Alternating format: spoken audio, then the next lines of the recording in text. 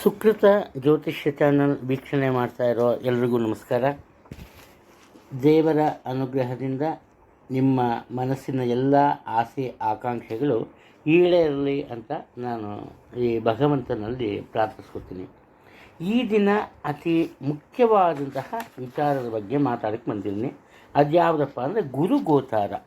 ಅಂದರೆ ಈ ಜೂನ್ 1ನೇ ತಾರೀಕು ಗುರು ಮಿಥುನದಿಂದ ಕಟಕಕ್ಕೆ ಬಂದಿದ್ದಾನೆ.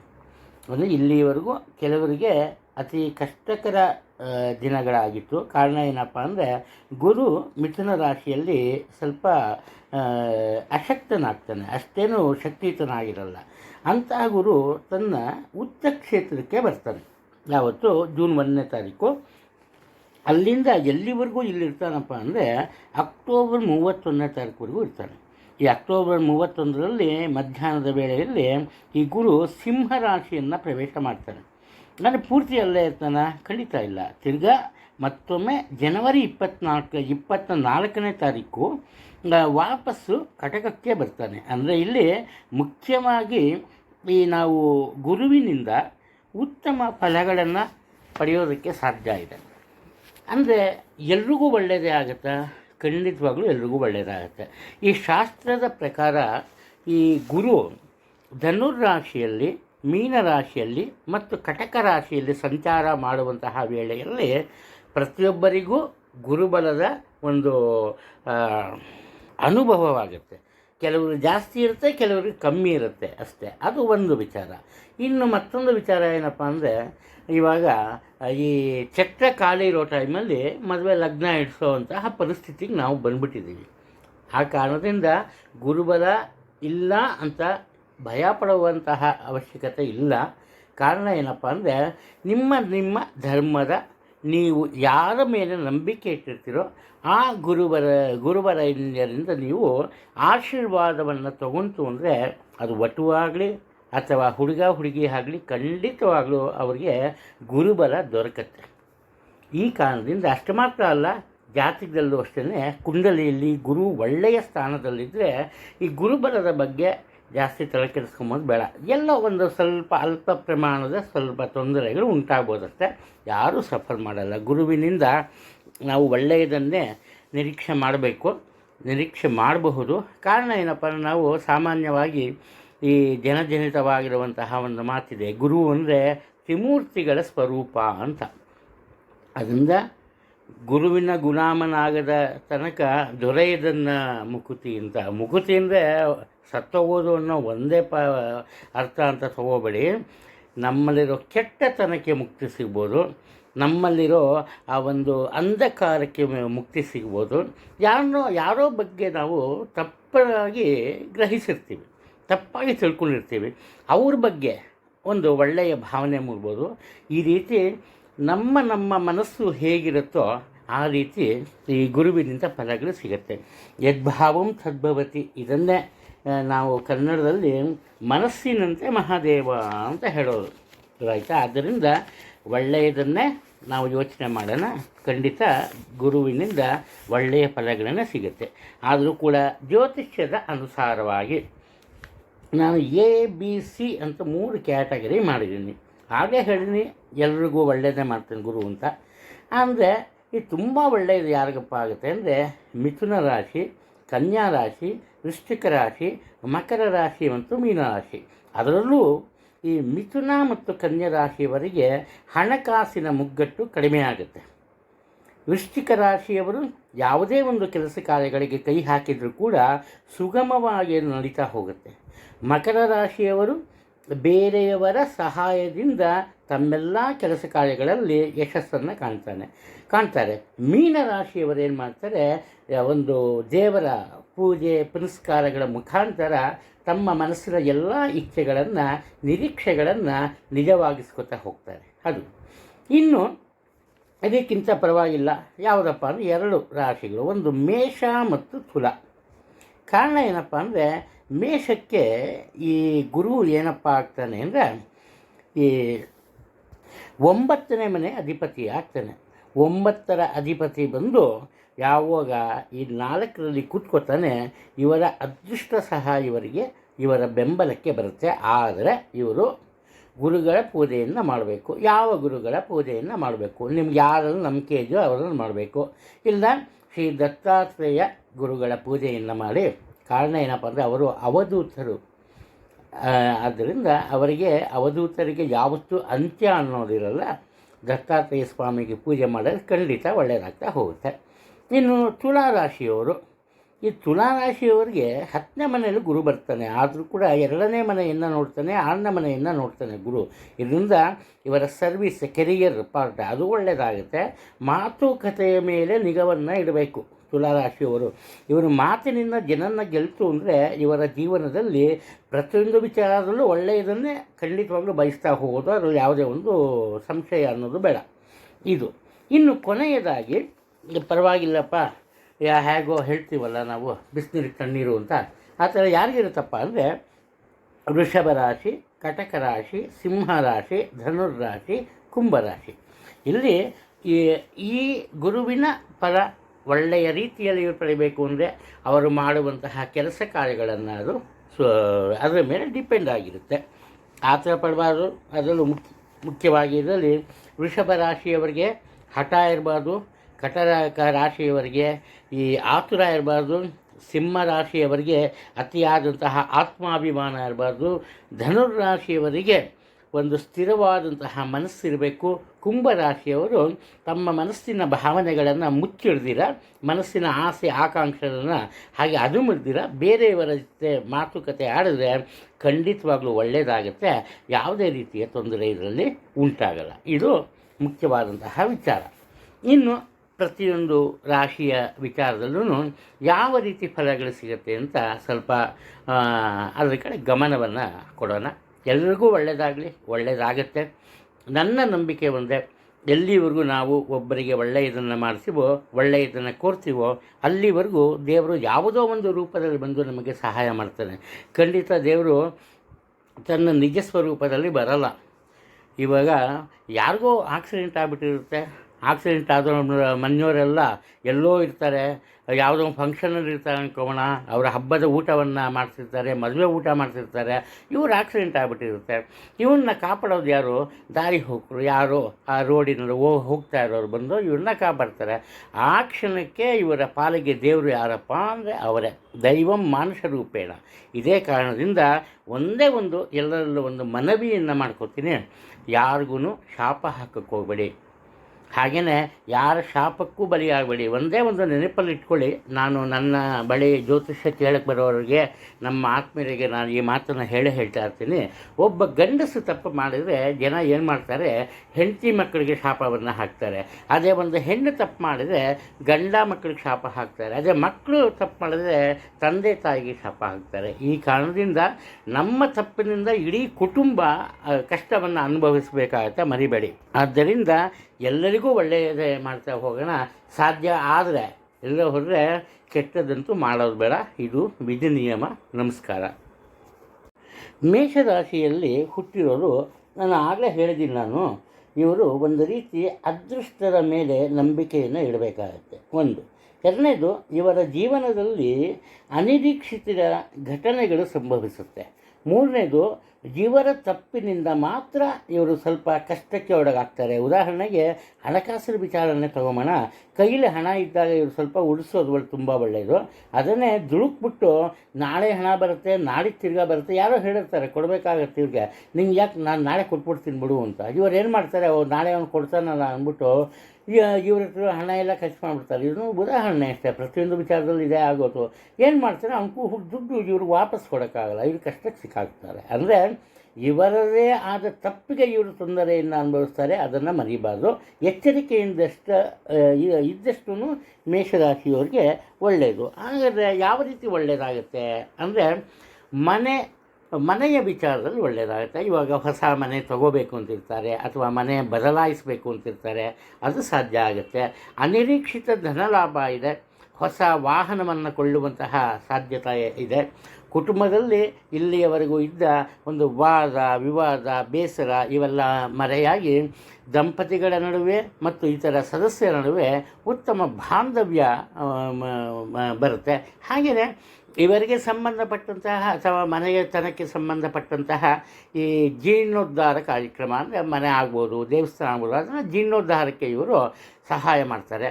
ಇನ್ನು ಈ ಭೂ ವ್ಯವಹಾರವನ್ನು ಯಾರು ಮಾಡ್ತಿದ್ರೆ ಅದರಲ್ಲೂ ಸಹ ಉತ್ತಮ ಆದಾಯ ಸಿಗುತ್ತೆ. ಇನ್ನು ತಾಯಿಯ ವಿಚಾರಕ್ಕೆ ಬಂದಾಗ ಉತ್ತಮ ಆರೋಗ್ಯ ಸಹ ಇವರು ಸಿಗುತ್ತೆ. ಒಟ್ಟಾರೆ ತಾಯಿಯ ಜೊತೆ ಪ್ರೀತಿ ವಿಶ್ವಾಸದಿಂದ ಈ ಬಾಳ್ತಾರೆ ಇವರು. ಈ ರೀತಿ ಒಳ್ಳೆಯದಾಗುತ್ತೆ, ತೊಂದರೆ ಇಲ್ಲ. ನಾನು ಆಗಲೇ ಹೇಳಿದ್ದೀನಿ, ನೀವು ದತ್ತಾತ್ರೇಯ ಪೂಜೆಯನ್ನು ಮಾಡಬೇಕು. ಅದರ ಜೊತೆಗೆ ಈ ನದಿ ದಡದಲ್ಲಿರುವ ಯಾವುದೇ ದುರ್ಗಾಮಾತೆಯ ಪೂಜೆಯನ್ನು ಮಾಡಿದ್ರೆ ನಿಮ್ಮ ಮನಸ್ಸಿನ ಎಲ್ಲ ರೀತಿಯ ಆಸೆ ಆಕಾಂಕ್ಷೆಗಳು ನಡ್ಕೊಂಡು ಹೋಗುತ್ತೆ, ತೊಂದರೆ ಇಲ್ಲ. ನಿಮಗೆ ಅದೃಷ್ಟ ಇದೆ, ಭಾಗ್ಯವಂತರು. ಆದರೆ ಎಚ್ಚರಿಕೆಯಿಂದ ಮುಂದುವರಿಯಿರಿ. ವೃಷಭ ರಾಶಿಯಲ್ಲಿ ಜನಿಸಿರೋರು ಇವರು ಸ್ವಲ್ಪ ಎಚ್ಚರಿಕೆಯಿಂದ ಇವರು ಜೀವನದಲ್ಲಿ ಮುಂದುವರಿಬೇಕು. ಕಾರಣ ಏನಪ್ಪ ಅಂದರೆ, ಯಾರೋ ಇವರಿಗೆ ಮುಖ್ಯವಾಗಿ ಉದ್ಯೋಗದ ವಿಚಾರ. ಈ ಉದ್ಯೋಗದ ವಿಚಾರಕ್ಕೆ ಬಂದಾಗ ಯಾರೋ ಆಸೆ ಇಳಿಸ್ಬಿಡ್ತಾರೆ. ಇವರ ತುಂಬ ಆತ್ಮೀಯರು, ಅವರು ಸಹ ಒಳ್ಳೆಯದೇ. ನೋಡೋಣ, ಇನ್ನೊಂದು ಕೆಲಸ ಇದೆ, ನೀನು ಯೋಚನೆ ಮಾಡಬೇಡ, ನೀನು ಕೆಲಸ ಬಿಟ್ಬಿಡು, ನಾನು ನಿಂಗೆ ಅಲ್ಲಿ ಕೆಲಸ ಕೊಡಿಸ್ತೀನಿ ಅಂತ ಹಾಗೆ ಅಲ್ಲಿ ಕರ್ಕೊಂಡು ಹೋಗ್ತಾರೆ. ಅವರು ಏನು ಮಾಡ್ತಾರೆ, ನೀವು ಇವ್ರ ಫ್ರೆಂಡ್ ಅಲ್ವಾ, ನಿಮಗೆ ಕೆಲಸ ಕೊಡ್ತೀನಿ ಬಿಡಿ ಅಂದ್ಬಿಡ್ತಾರೆ. ನೀವೇನು ಮಾಡ್ತೀರಿ, ಇಲ್ಲಿ ಕೆಲಸಕ್ಕೆ ಬರಲ್ಲ ಅಂತ ರಿಸೈನ್ ಮಾಡಿಬಿಡ್ತೀರಿ. ಆವಾಗ ಅಲ್ಲೂ ಕೆಲಸ ಇರೋಲ್ಲ, ಇಲ್ಲೂ ಕೆಲಸ ಇರೋಲ್ಲ. ಇಲ್ಲಿ ನಿಮ್ಮ ಸುತ್ತಮುತ್ತ ಇರೋ ಜನರೆಲ್ಲರೂ ಒಂದೇ. ಆದರೆ ನೀವು ವಿಧಿಯ ನಿಯಮಕ್ಕೆ ಸಿಕ್ಕಾಕೋತೀರಿ, ನಿಮ್ಮದೇ ಆದ ತಪ್ಪಿನಿಂದ ತೊಂದರೆಯನ್ನು ಅನುಭವಿಸ್ತೀರಿ. ಇಲ್ಲಿ ಮುಖ್ಯವಾಗಿ ಏನಪ್ಪ ಆಗಬೇಕು ಅಂದರೆ, ನೀವು ನಿಮ್ಮ ಕುಟುಂಬ ವರ್ಗದ ಎಲ್ಲರ ಒಂದು ಅಭಿಪ್ರಾಯವನ್ನು ಒಪ್ಕೋಬೇಕಾಗತ್ತೆ. ನೀವು ಸ್ವಂತ ಬುದ್ಧಿ ಖಂಡಿತ ಒಳ್ಳೆಯದು. ನಮ್ಮ ಸ್ವಂತ ಕೆಲಸ ಕಾರ್ಯಗಳಲ್ಲಿ ನಾವು ಆಸಕ್ತಿ ತೋರುವಷ್ಟು ಬೇರೆಯವರು ತೋರೋದಕ್ಕೆ ಸಾಧ್ಯನೇ ಇಲ್ಲ. ಆದ್ದರಿಂದ ನಿಮ್ಮ ಸ್ವಂತ ಕೆಲಸ ಕಾರ್ಯಗಳ ಬಗ್ಗೆ ನಿಮ್ಮ ಸ್ವಂತ ನಿರ್ಧಾರಗಳು ತುಂಬ ಒಳ್ಳೆಯದು. ಆದರೆ ಅದನ್ನೇ ನಿಮಗೆ ತೊಂದರೆ ಆಗುತ್ತೆ. ಆದ್ದರಿಂದ ಕುಟುಂಬದ ಸದಸ್ಯರ ಆತ್ಮೀಯರ ಒಂದು ಸಲಹೆಯನ್ನು ಪಾಲಿಸೋದಕ್ಕೆ ಚೂರು ಪ್ರಯತ್ನವನ್ನು ಪಡೋದು ಒಳ್ಳೆಯದು. ಇನ್ನು ನಿಮ್ಮ ಕೈ ಕಾಲುಗಳಿಗೆ, ಅದರಲ್ಲೂ ಎಡಗಾಲು ಅಥವಾ ಎಡಗೈಗೆ ಸ್ವಲ್ಪ ಪೆಟ್ಟಾಗುವಂತಹ ಸಾಧ್ಯತೆ ಇದೆ, ಎಚ್ಚರಿಕೆಯಿಂದ ಇರಿ. ಇನ್ನು ನಿಮ್ಮ ಮನೆತನಕ್ಕೆ ಸಂಬಂಧಪಟ್ಟಂತಹ ಆಸ್ತಿ ಪಾಸ್ತಿ ಏನಾದರೂ ಇರಲಿ ಅಥವಾ ಹಣಕಾಸಿನ ವಿಚಾರ ಇರಲಿ, ಅದರ ಅಲ್ಪ ಭಾಗ ಮಾತ್ರ ನಿಮಗೆ ಸೇರುತ್ತೆ. ಅದರಲ್ಲೂ ನೀವು ಎಚ್ಚರಿಕೆಯಿಂದ ಇದ್ದರೆ. ವ್ಯಾಪಾರ ವ್ಯವಹಾರ ಸ್ವತಂತ್ರವಾಗಿ ಮಾಡ್ತಾಯಿದ್ದರೆ ಸ್ವಲ್ಪ ತೊಂದರೆಗೆ ಒಳಗಾಗ್ತೀರಿ. ಅದು ಜೀವನ ನಡೆಸೋದಕ್ಕೆ ಕಷ್ಟ ಆಗಲ್ಲ. ಇನ್ನು ವಯೋವೃದ್ಧರಿಗೆ, ಅಂದರೆ ಸುಮಾರು ಒಂದು 50 ವರ್ಷ ದಾಟಿದವ್ರಿಗೆ ಏನಾಗುತ್ತೆ, ಒಳ್ಳೆಯ ಫಲಗಳು ಸಿಗುತ್ತೆ. ಈ ಒಂದು ವೇಳೆಯಲ್ಲಿ ಅವರು ಅದರ ಬಗ್ಗೆ ಯೋಚನೆ ಮಾಡೋದೇನು ಬೇಕಿಲ್ಲ. ಅದೇನಪ್ಪ ಅಂದರೆ, ಮುಖ್ಯವಾಗಿ ಇವರು ಪ್ರಯತ್ನವನ್ನು ಪಡೆದೇ ಯಾವುದೇ ಕೆಲಸ ಇವ್ರ ಕೈಗೆ ಸಿಗಲ್ಲ. ಪ್ರಯತ್ನ ಬೇಕು, ಒಳ್ಳೆಯ ಪ್ರಯತ್ನವೇ ಬೇಕು, ಅದನ್ನು ಮರೆಯಬಾರ್ದು. ಹಾಗೆಯೇ ಇವರಿಗೆ ಒಳ್ಳೆಯ ಆತ್ಮೀಯ ಸ್ನೇಹಿತರಿರ್ತಾರೆ, ಒಳ್ಳೆಯ ಬಂಧು ಬಳಗದವರಿರ್ತಾರೆ, ಅವರ ಮಾತನ್ನು ಕೇಳಬೇಕು. ಅದಕ್ಕಿಂತಲೂ ಹೆಚ್ಚಾಗಿ ಮುಖ್ಯವಾಗಿ ನಿಮ್ಮ ಬಾಳ ಸಂಗಾತಿ, ನಿಮ್ಮ ಗಂಡ ಅಥವಾ ಹೆಂಡತಿಯ ಮಾತನ್ನು ನೀವು ಕೇಳೋದು ತುಂಬ. ಗಂಡ ಹೆಂಡತಿ ಮಾತು ಕೇಳಬೇಕು, ಹೆಂಡತಿ ಗಂಡನ ಮಾತು ಕೇಳಬೇಕು. ಇದು ತುಂಬ ಮುಖ್ಯವಾದಂತಹ ವಿಚಾರ ಆಗುತ್ತೆ. ಇದರಿಂದ ಮಾತ್ರ ನೀವು ಉತ್ತಮ ಮಟ್ಟದ ಲಾಭವನ್ನು ಗಳಿಸೋದಕ್ಕೆ ಖಂಡಿತ ಸಾಧ್ಯ. ಇನ್ನು ನೀವು ಎಲ್ಲಿ ಹುಟ್ಟಿರ್ತೀರಿ ಆ ಪ್ರದೇಶದಲ್ಲಿ ಸುತ್ತಮುತ್ತ ಒಂದು ಗ್ರಾಮ ದೇವತೆ ಇರುತ್ತೆ. ಮದ್ದೂರಮ್ಮ, ಅಣ್ಣಮ್ಮ, ಜರಿಗೇರಮ್ಮ ಈ ಥರ ಹೇಳ್ತೀವಲ್ಲ, ಇರುತ್ತೆ. ಆ ಒಂದು ದೇವರ ಪೂಜೆಯನ್ನು ಮಾಡಬೇಕು. ಅದರ ಜೊತೆಯಲ್ಲಿ ಈ ಸೂರ್ಯಾರಾಧನೆಯನ್ನು ಮಾಡಬೇಕು.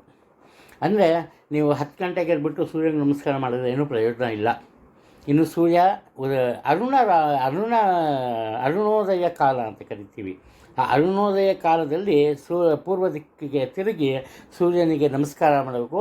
ಎಲ್ಲಿವರೆಗೂ ನಮಸ್ಕಾರ ಮಾಡಬೇಕಪ್ಪ ಅಂದರೆ, ಪಂಚಾಂಗದಲ್ಲಿ ಎಲ್ಲ ಕಡೆಯೂ ಇರುತ್ತೆ ಸೂರ್ಯೋದಯ ಇಷ್ಟೊತ್ತಿಗೆ ಅಂತ. ಉದಾಹರಣೆಗೆ ಸೂರ್ಯೋದಯ 6 ಗಂಟೆ 10 ನಿಮಿಷಕ್ಕೆ ಅಂದ್ಕೊಳ್ಳೋಣ. ನೀವು 6 ಗಂಟೆ 9 ನಿಮಿಷಕ್ಕೆ ಅಲ್ಲಿ ಹೋಗಬೇಕು. ಪೂರ್ವ ದಿಕ್ಕಿಗೆ ತಿರುಗಿ ಸೂರ್ಯನಿಗೆ ನಮಸ್ಕಾರ ಮಾಡಿ ನಿಮ್ಮ ಮನಸ್ಸಿನ ಆಸೆ ಆಕಾಂಕ್ಷೆಗಳನ್ನು ಸೂರ್ಯದೇವನಲ್ಲಿ ಇಡಬೇಕು. ಇದರಿಂದ ವೃಷಭ ರಾಶಿಯವರು ಉತ್ತಮವಾದಂತಹ ಫಲಿತಾಂಶ ಪಡೆಯೋದರಲ್ಲಿ ಯಾವುದೇ ಸಂಶಯ ಇಲ್ಲ. ಮಿಥುನ ರಾಶಿಯವರಿಗೆ ಆಗಲೇ ಹೇಳಿದ್ದೀನಿ ನಾನು, ತುಂಬ ಒಳ್ಳೆಯ ದಿನಗಳು. ಎಲ್ಲಿವರೆಗೂನಪ್ಪ ಅಂದರೆ ಅಕ್ಟೋಬರ್ 31ನೇ ತಾರೀಕಿನವರೆಗೂ ಇವರು ಯಾವುದೇ ಒಂದು ಕೆಲಸ ಕಾರ್ಯಗಳಿಗೆ ಕೈ ಹಾಕಿದರೂ ಕೂಡ ಸುಲಭವಾದಂತಹ ಲಾಭವನ್ನು ಗಳಿಸ್ತಾರೆ, ಹಾಗೆ ಯಶಸ್ಸನ್ನು ಸಹ ಗಳಿಸ್ತಾರೆ. ಆದರೆ ಒಂದು ಮುಖ್ಯವಾದಂತಹ ವಿಚಾರ, ಮಿಥುನ ರಾಶಿಗೆ ಅಥವಾ ಮಿಥುನ ಲಗ್ನಕ್ಕೆ ಗುರು ಬಾಧಕಾಧಿಪತಿ ಆಗ್ತಾನೆ. ಅವನು 2ನೇ ಮನೆಯಲ್ಲಿ ಇದ್ದಾನೆ. ಅಂದರೆ ನಿಮಗೆ ಎಲ್ಲ ರೀತಿಯ ಅನುಕೂಲ ಸಿಗುತ್ತೆ, ಆದರೆ ನೀವು ತಪ್ಪಾಗಿ ಮಾತನ್ನಾಡಿದರೆ, ದುಡುಕುತನದಿಂದ ಮಾತನ್ನು ಮಾತ್ರ ಕಷ್ಟವನ್ನು ಅನುಭವಿಸಬೇಕಾಗತ್ತೆ. ಎಚ್ಚರಿಕೆಯಿಂದ ಇರೋದು ತುಂಬ ಒಳ್ಳೆಯದು. ಅದು ಮುಖ್ಯವಾದಂತಹ ವಿಚಾರ. ಇನ್ನು 2ನೇದಾಗಿ, ಹಾಗಾದರೆ ನಿಮಗೆ ಯಾವ ರೀತಿ ಅನುಕೂಲ ಸಿಗುತ್ತೆ ಅದು ಮುಖ್ಯ. ಆಗಲೇ ಹೇಳಿದ್ದೀನಿ ಮಾತುಕತೆಯ ವಿಚಾರವಾಗಿ. ಮತ್ತೊಂದೇನಪ್ಪ ಅಂದರೆ, ನಿಮ್ಮ ಆರೋಗ್ಯದ ಬಗ್ಗೆ ಸ್ವಲ್ಪ ಹೆಚ್ಚಿನ ಗಮನವನ್ನು ತಗೋಬೇಕು. ದುಡುಕುತನದಿಂದ ಎಲ್ಲರೂ ಊಟ ಮಾಡೋದು, ಎಲ್ಲರೂ ತಿಂಡಿ ತಿನ್ನೋದು, ಯಾವ ಜ್ಯೂಸ್ ನೋಡಿದ್ರು ಕುಡಿಯೋದು, ಈ ಥರ ಮಾಡಿದರೆ ಆಹಾರದಲ್ಲಿ ಒಂದು ರೀತಿ ಮಿತಿ ಇಲ್ಲದೆ ಹೋದರೆ ಮಾತ್ರ ನಿಮ್ಮ ಆರೋಗ್ಯದಲ್ಲಿ ತೊಂದರೆ ಉಂಟಾಗುತ್ತೆ. ಹಾಗೆಯೇ ನೀವು ದುಡುಕಿ ಮಾತನಾಡಿದರೆ ನಿಮ್ಮ ಉದ್ಯೋಗದಲ್ಲಿ ಸಹ ತೊಂದರೆ ಉಂಟಾಗುತ್ತೆ. ಕಷ್ಟಪಟ್ಟು ಕೆಲಸ ಮಾಡಿ ಮಾತಿನ ಮೇಲೆ ಹತೋಟಿ ಸಾಗಿಸಿ ತುಂಬ ಒಳ್ಳೆಯ ದಿನಗಳು. ನಿಮ್ಮ ಮನಸ್ಸಿನ ಎಲ್ಲ ಆಸೆ ಆಕಾಂಕ್ಷೆಗಳು ಈಡೇರುತ್ತೆ. ಅದರಲ್ಲೂ ನಿಮ್ಮ ತಾಯಿ ಮನೆಯ ಕಡೆ ಸಂಬಂಧಿಕರು, ಅಂದರೆ ನಿಮ್ಮ ಸೋದರ ಮಾವ ಆಗ್ಬೋದು, ಸೋದರತ್ತೆ ಆಗ್ಬೋದು, ತಾತ ಅಜ್ಜಿ ಯಾರು ಆಗ್ಬೋದು, ಅವರಿಂದ ನಿಮಗೆ ಸಂಪೂರ್ಣ ಸಹಕಾರ ಸಿಗುತ್ತೆ. ಇಲ್ಲಿವರೆಗೂ ಕೆಲವೊಬ್ಬರು ನಿಮ್ಮ ಕೆಲಸ ಕಾರ್ಯಗಳಲ್ಲಿ ಅಡ್ಡಿಯಾಗ್ತಾ ಬಂದಿರ್ತಾರೆ. ನೀವು ಯಾವುದೇ ಒಂದು ಕೆಲಸ ಕಾರ್ಯಕ್ಕೆ ಕೈ ಹಾಕಿದರೂ ಕೂಡ ಅದು ಸಕ್ಸಸ್ ಆಗ್ತಾ ಇರಲ್ಲ, ತೊಂದರೆಯನ್ನು ಅನುಭವಿಸ್ತಾ ಇರ್ತೀರಿ. ಆದರೆ ಇವಾಗ ಏನಪ್ಪ ಆಗುತ್ತೆ ಅಂದರೆ, ನಿಮ್ಮ ವಿರೋಧಿಗಳು ಸಹ ನಿಮ್ಮ ಸ್ನೇಹವನ್ನು ಬೆಳೆಸ್ತಾರೆ, ನಿಮ್ಮ ಜೊತೆ ಚೆನ್ನಾಗಿರ್ತಾರೆ. ಆದ್ದರಿಂದ ಯಾವುದೇ ಒಂದು ತೊಂದರೆಗಳಿಲ್ಲ. ಬಹುದಿನದಿಂದ ಇದ್ದ ತೊಂದರೆ ದೂರವಾಗುತ್ತೆ. ಇಷ್ಟು ಮಾತ್ರ ಅಲ್ಲ, ನೀವು ಚೆನ್ನಾಗಿರೋದಲ್ಲ, ನಿಮ್ಮ ಮಾತಿಗೆ ಸಹ ಸಮಾಜದಲ್ಲಿ ಉತ್ತಮ ಪ್ರತಿಕ್ರಿಯೆ ಇರುತ್ತೆ, ಉತ್ತಮ ಗೌರವ ಇರುತ್ತೆ. ಆದ್ದರಿಂದ ಪ್ರಭಾವಿ ವ್ಯಕ್ತಿಯಾಗಿ ಸಹ ನೀವು ಬಾಳ್ತೀರಿ. ನಿಮ್ಮ ತಂದೆ ನಿಮಗೆ ಸಂಪೂರ್ಣ ಸಹಕಾರ ನೀಡ್ತಾರೆ, ಅವರ ಜೊತೆ ಸುಖ ಜೀವನ ನಡೆಸ್ತೀರಿ. ಹಾಗೆಯೇ ಉದ್ಯೋಗದಲ್ಲಿ ಇದ್ದವರಿಗೆ ಉನ್ನತ ಅಧಿಕಾರ ಪ್ರಾಪ್ತಿ ಇದೆ, ರಾಜಕೀಯದಲ್ಲಿದ್ದವರಿಗೂ ಸಹ ಉನ್ನತ ಅಧಿಕಾರ ಪ್ರಾಪ್ತಿ ಇದೆ, ತೊಂದರೆ ಇಲ್ಲ. ಸ್ವಂತ ವ್ಯವಹಾರವನ್ನು ಮಾಡ್ತಾಯಿದ್ರೆ, ನೀವು ಸಣ್ಣ ಪುಟ್ಟ ವ್ಯಾಪಾರವನ್ನು ಮಾಡ್ತಿದ್ರು ಅಷ್ಟೇ ಉತ್ತಮ ಮಟ್ಟದಲ್ಲಿ ಆದಾಯವನ್ನು ಗಳಿಸ್ತೀರಿ, ಅದು ಕಂಡುಬರ್ತಿದೆ. ಹಾಗೆಯೇ ಮತ್ತೊಂದು, ಹಿಂದಿನ ಕಾಲದ ಶಾಸ್ತ್ರ ಸಂಪ್ರದಾಯವನ್ನು ಮುಂದುವರಿಸ್ಕೊಂಡು ಹೋಗ್ತೀರಿ. ಒಟ್ಟಾರೆ ನಿಮ್ಮನ್ನು ನಂಬಿದವರಿಗೆ ನೀವು ಎಂದೂ ಮೋಸ ಮಾಡಲ್ಲ. ನಿಮ್ಮ ಕುಟುಂಬದ ಸಂಪೂರ್ಣ ಅಭಿವೃದ್ಧಿ ನಿಮ್ಮಿಂದ ಆಗುತ್ತೆ. ಈ ಕಾರಣದಿಂದ ಕುಟುಂಬದಲ್ಲಿ ನಿಮಗೆ ವಿಶೇಷವಾದಂತಹ ಸ್ಥಾನ, ಮಾನ, ಗೌರವ, ಪ್ರೀತಿ, ವಿಶ್ವಾಸ ಎಲ್ಲ ಸಿಗುತ್ತೆ. ಇನ್ನು ನೀವೇನಪ್ಪ ಮಾಡಬೇಕು, ಸಾಧ್ಯವಾದಷ್ಟು ದತ್ತಾತ್ರೇಯನ ಪೂಜೆಯನ್ನು ಮಾಡಬೇಕು. ಆಮೇಲೆ 2ನೇದಾಗಿ ಅನ್ನಪೂರ್ಣೇಶ್ವರಿಯ ಪೂಜೆ ಮಾಡಬೇಕು. ಇಲ್ಲದೆ ರಾಜರಾಜೇಶ್ವರಿಯ ಪೂಜೆಯನ್ನು ಮಾಡಬೇಕು. ಏನು ಮಾಡಬೇಕು ಪೂಜೆ ಮಾಡೋದು? ಸುಲಭವಾದ ವಿಚಾರ. ಅರ್ಧ kg ಅಕ್ಕಿ, 1 ಅಕ್ಕಿ ಬೆಲ್ಲ, ಯಾವಾಗ ನಿಮ್ಮ ಮನಸ್ಸಿಗೆ ಬೇಕು ಅನಿಸುತ್ತಾ ಆವಾಗ ಅನ್ನಪೂರ್ಣೇಶ್ವರಿಗೆ ಅಥವಾ ರಾಜರಾಜೇಶ್ವರಿ ದೇವಸ್ಥಾನಕ್ಕೆ ಕೊಟ್ಟು ಮುಂದುವರಿಯಿರಿ. ಯಾವುದೇ ಒಂದು ತೊಂದರೆ ಕಂಡುಬರಲ್ಲ. ಕಟಕ ರಾಶಿಯಲ್ಲಿ ಜನಿಸಿರೋರು, ನಿಮ್ಮ ಮನಸ್ಸು ಸ್ವಲ್ಪ ಪಕ್ವವಾಗಿರಬೇಕು, ನಿಮ್ಮ ಬುದ್ಧಿ ನಿಮ್ಮ ಹಿಡಿತದಲ್ಲಿರಬೇಕು. ಬೇರೆಯವರ ಮಾತನ್ನು ಕೇಳೋದು ತಪ್ಪು ಅಂತ ಹೇಳಲ್ಲ, ಬೇರೆಯವರ ಬುದ್ಧಿವಾದವನ್ನು ಕೇಳಬೇಕು. ಅದು ಎಷ್ಟು ಸರಿ ಎಷ್ಟು ತಪ್ಪು ಅಂತ ತಿಳ್ಕೊಂಡು ಆ ನಂತರ ನೀವು ನಿಮ್ಮ ಫೈನಲ್ ಡಿಸಿಷನ್ ಅಂತ ಏನು ಹೇಳ್ತೀವಿ, ಅಂತಿಮ ನಿರ್ಧಾರವನ್ನು ತೆಗೆದುಕೊಳ್ಬೇಕು. ಸುಮಾರಾಗಿದೆ ನಿಮಗೆ ಈ ಅವಧಿಯಲ್ಲಿ, ತೊಂದರೆ ಏನಿಲ್ಲ. ಲಗ್ನದಲ್ಲೇ ಗುರು ಬರ್ತಾನೆ ನಿಮಗೆ, ಅಂದರೆ ರಾಶಿಯಲ್ಲೇ ಗುರು ಬರ್ತಾನೆ. ರಾಶಿಯಲ್ಲೇ ಗುರು ಬಂದಾಗ ಏನಪ್ಪ ಆಗುತ್ತೆ ಅಂದರೆ, ನಿಮ್ಮ ಮನಸ್ಸು ಪರಿಪಕ್ವವಾಗಿರುತ್ತೆ. ಕಷ್ಟವಾಗಲಿ ಸುಖವಾಗಲಿ, ಲಾಭ ಆಗಲಿ ನಷ್ಟ ಆಗಲಿ, ಜಯ ಮತ್ತು ಅಪಜಯ ಪ್ರತಿಯೊಂದನ್ನು ಸಮಾನವಾದ ಭಾವನೆಯಿಂದ ನೀವು ತಗೋತೀರಿ. ಹಾಗೆ ನಿಮ್ಮಲ್ಲಿ ದೈವಿಕತೆ ಹೆಚ್ಚಾಗಿ ಕಂಡುಬರುತ್ತೆ. ನಿಮಗೆ ಉದಾಹರಣೆಗೆ ನಿಮ್ಮನ್ನು ಅವಮಾನ ಮಾಡಬೇಕು, ನಿಮಗೇನೋ ಬೈಬೇಕು ಅಂತ ಯಾರು ಬರ್ತಾರೆ ನಿಮ್ಮ ಮನೆ ಹತ್ರ, ಅದು ನಿಮ್ಮ ಮುಖ ನೋಡಿದ ತಕ್ಷಣ ನಿಮ್ಮ ಕೈ ಮುಗಿದು ವಾಪಸ್ ಹೋಗ್ಬಿಡ್ತಾರೆ. ನಿಮ್ಮ ಮುಖದಲ್ಲಿ ಅಂತಹ ಒಂದು ಕಾಂತಿ ಖಂಡಿತವಾಗ್ಲೂ ಎದ್ದು ಕಾಣುತ್ತೆ, ಅದನ್ನು ಮರಿಬೇಡಿ. ಇನ್ನು ಮತ್ತೊಂದು ವಿಚಾರ ಏನಪ್ಪ ಅಂದರೆ, ನಿಮಗೆ ನಿಮ್ಮ ಕುಟುಂಬಕ್ಕೆ ಸಂಬಂಧಪಟ್ಟಂತಹ ಅಂದರೆ ನಿಮ್ಮ ಕುಲದೇವರ ಪೂಜೆಯನ್ನು ಮಾಡಿದಷ್ಟು ನಿಮಗೆ ಒಳ್ಳೆಯದಾಗುತ್ತೆ. ಅದನ್ನು ಮರಿಬೇಡಿ, ಪೂಜೆ ಪುರಸ್ಕಾರದ ಬಗ್ಗೆ. ಇನ್ನು ಕುಟುಂಬದ ಹಿರಿಯ ಪುರುಷ ಸದಸ್ಯರು, ನಿಮ್ಮ ತಂದೆ, ನಿಮ್ಮ ತಾತ, ಇಲ್ಲ ನಿಮ್ಮ ಹಿರಿಯ ಸೋದರ, ಈ ಥರ ನಿಮ್ಮ ಕುಟುಂಬದಲ್ಲಿ ಯಾರಿರ್ತಾರೆ ದೊಡ್ಡವರು, ಅವನ್ನ ನೀವೆಷ್ಟು ಪ್ರೀತಿ ವಿಶ್ವಾಸದಿಂದ ಎಷ್ಟು ಗೌರವದಿಂದ ಕಾಣ್ತಿರೋ ಅಷ್ಟೇ ಒಳ್ಳೆಯ ಫಲಗಳನ್ನು ನೀವು ಈ ಅವಧಿಯಲ್ಲಿ ಪಡಿತೀರಿ, ಅದರಲ್ಲಿ ಸಂಶಯ ಬೇಡ. ನೀವು ಸ್ವಲ್ಪ ಸ್ವಾಭಿಮಾನ ಜಾಸ್ತಿ ಈ ವೇಳೆಯಲ್ಲಿ. ಮುಖ್ಯವಾಗಿ ಈ ಸ್ವಾಭಿಮಾನ ಅನ್ನೋದು ಏನು ಮಾಡಿಬಿಡುತ್ತಪ್ಪ ಅಂದರೆ ತಪ್ಪು ನಿರ್ಧಾರಗಳಿಗೆ ಕಾರಣವಾಗುತ್ತೆ. ಯಾರು ಸ್ವಲ್ಪ ಮಾತಾಡೋದು ಸರಿ, ನಿಮಗೆ ಮನಸ್ಸಿಗೆ ಏನಾಗುತ್ತೆ, ಅವನಂಗೆ ಅವಮಾನ ಮಾಡಿಬಿಟ್ಟ ಅನಿಸ್ಬಿಡುತ್ತೆ, ನೀವು ಅವರಿಂದ ದೂರ ಆಗಿಬಿಡ್ತೀರಿ. ಅಲ್ಲಿ ಅವರು ನಿಮಗೆ ಒಳ್ಳೇದು ಮಾಡಬೇಕು ಅಂತ ಬಂದಿರ್ತಾರೆ. ಅದರಿಂದ ಮುಖ್ಯವಾಗಿ ನೀವು ತಾನಾಗಿ ಬರುವ ಅವಕಾಶಗಳು ಹೆಚ್ಚಾಗಿರುತ್ತೆ ಈ ಅವಧಿಯಲ್ಲಿ. ಆ ಅವಕಾಶವನ್ನು ನೀವು ನಿಮ್ಮ ಕೈವಶ ಮಾಡ್ಕೋಬೇಕು, ಅದು ಮುಖ್ಯ. ಇನ್ನು ಮನಸ್ಸಿನ ಮನೋಬಲ ಒಳ್ಳೆಯದಕ್ಕೂ ಉಪಯೋಗಿಸಿ ಅಷ್ಟೇ. ನಿಮ್ಮ ತಂದೆಯವರಿಂದ ಸಾಕಷ್ಟು ಸಹಾಯ ಸಹಕಾರ ಸಿಗುತ್ತೆ, ಸುಖ ಜೀವನ ನಡೆಸ್ತೀರಿ. ಸಮಾಜದಲ್ಲಿ ಉನ್ನತ ಮಟ್ಟದ ಸ್ಥಾನಮಾನ ಎಲ್ಲ ಸಿಗುತ್ತೆ, ತೊಂದರೆ ಇಲ್ಲ.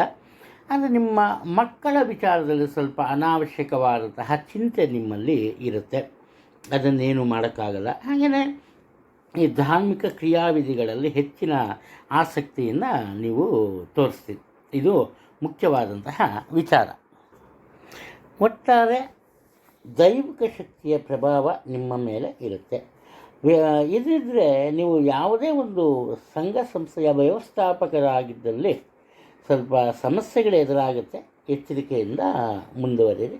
ಬಿಟ್ಟರೆ ಬೇರೆ ಏನು ತೊಂದರೆ ಇಲ್ಲ, ಒಳ್ಳೆಯದಾಗುತ್ತೆ. ಒಳ್ಳೆಯದನ್ನು ಖಂಡಿತ ನೀವು ನಿರೀಕ್ಷಿಸಿ. ನಿಮ್ಮ ಧರ್ಮಕ್ಕೆ ಸೇರಿದಂತಹ ಗುರುಗಳನ್ನು ಭೇಟಿ ಮಾಡಿ ಅವರ ಆಶೀರ್ವಾದ ತಗೊಂಬುದು ತುಂಬ ಮುಖ್ಯವಾಗುತ್ತೆ.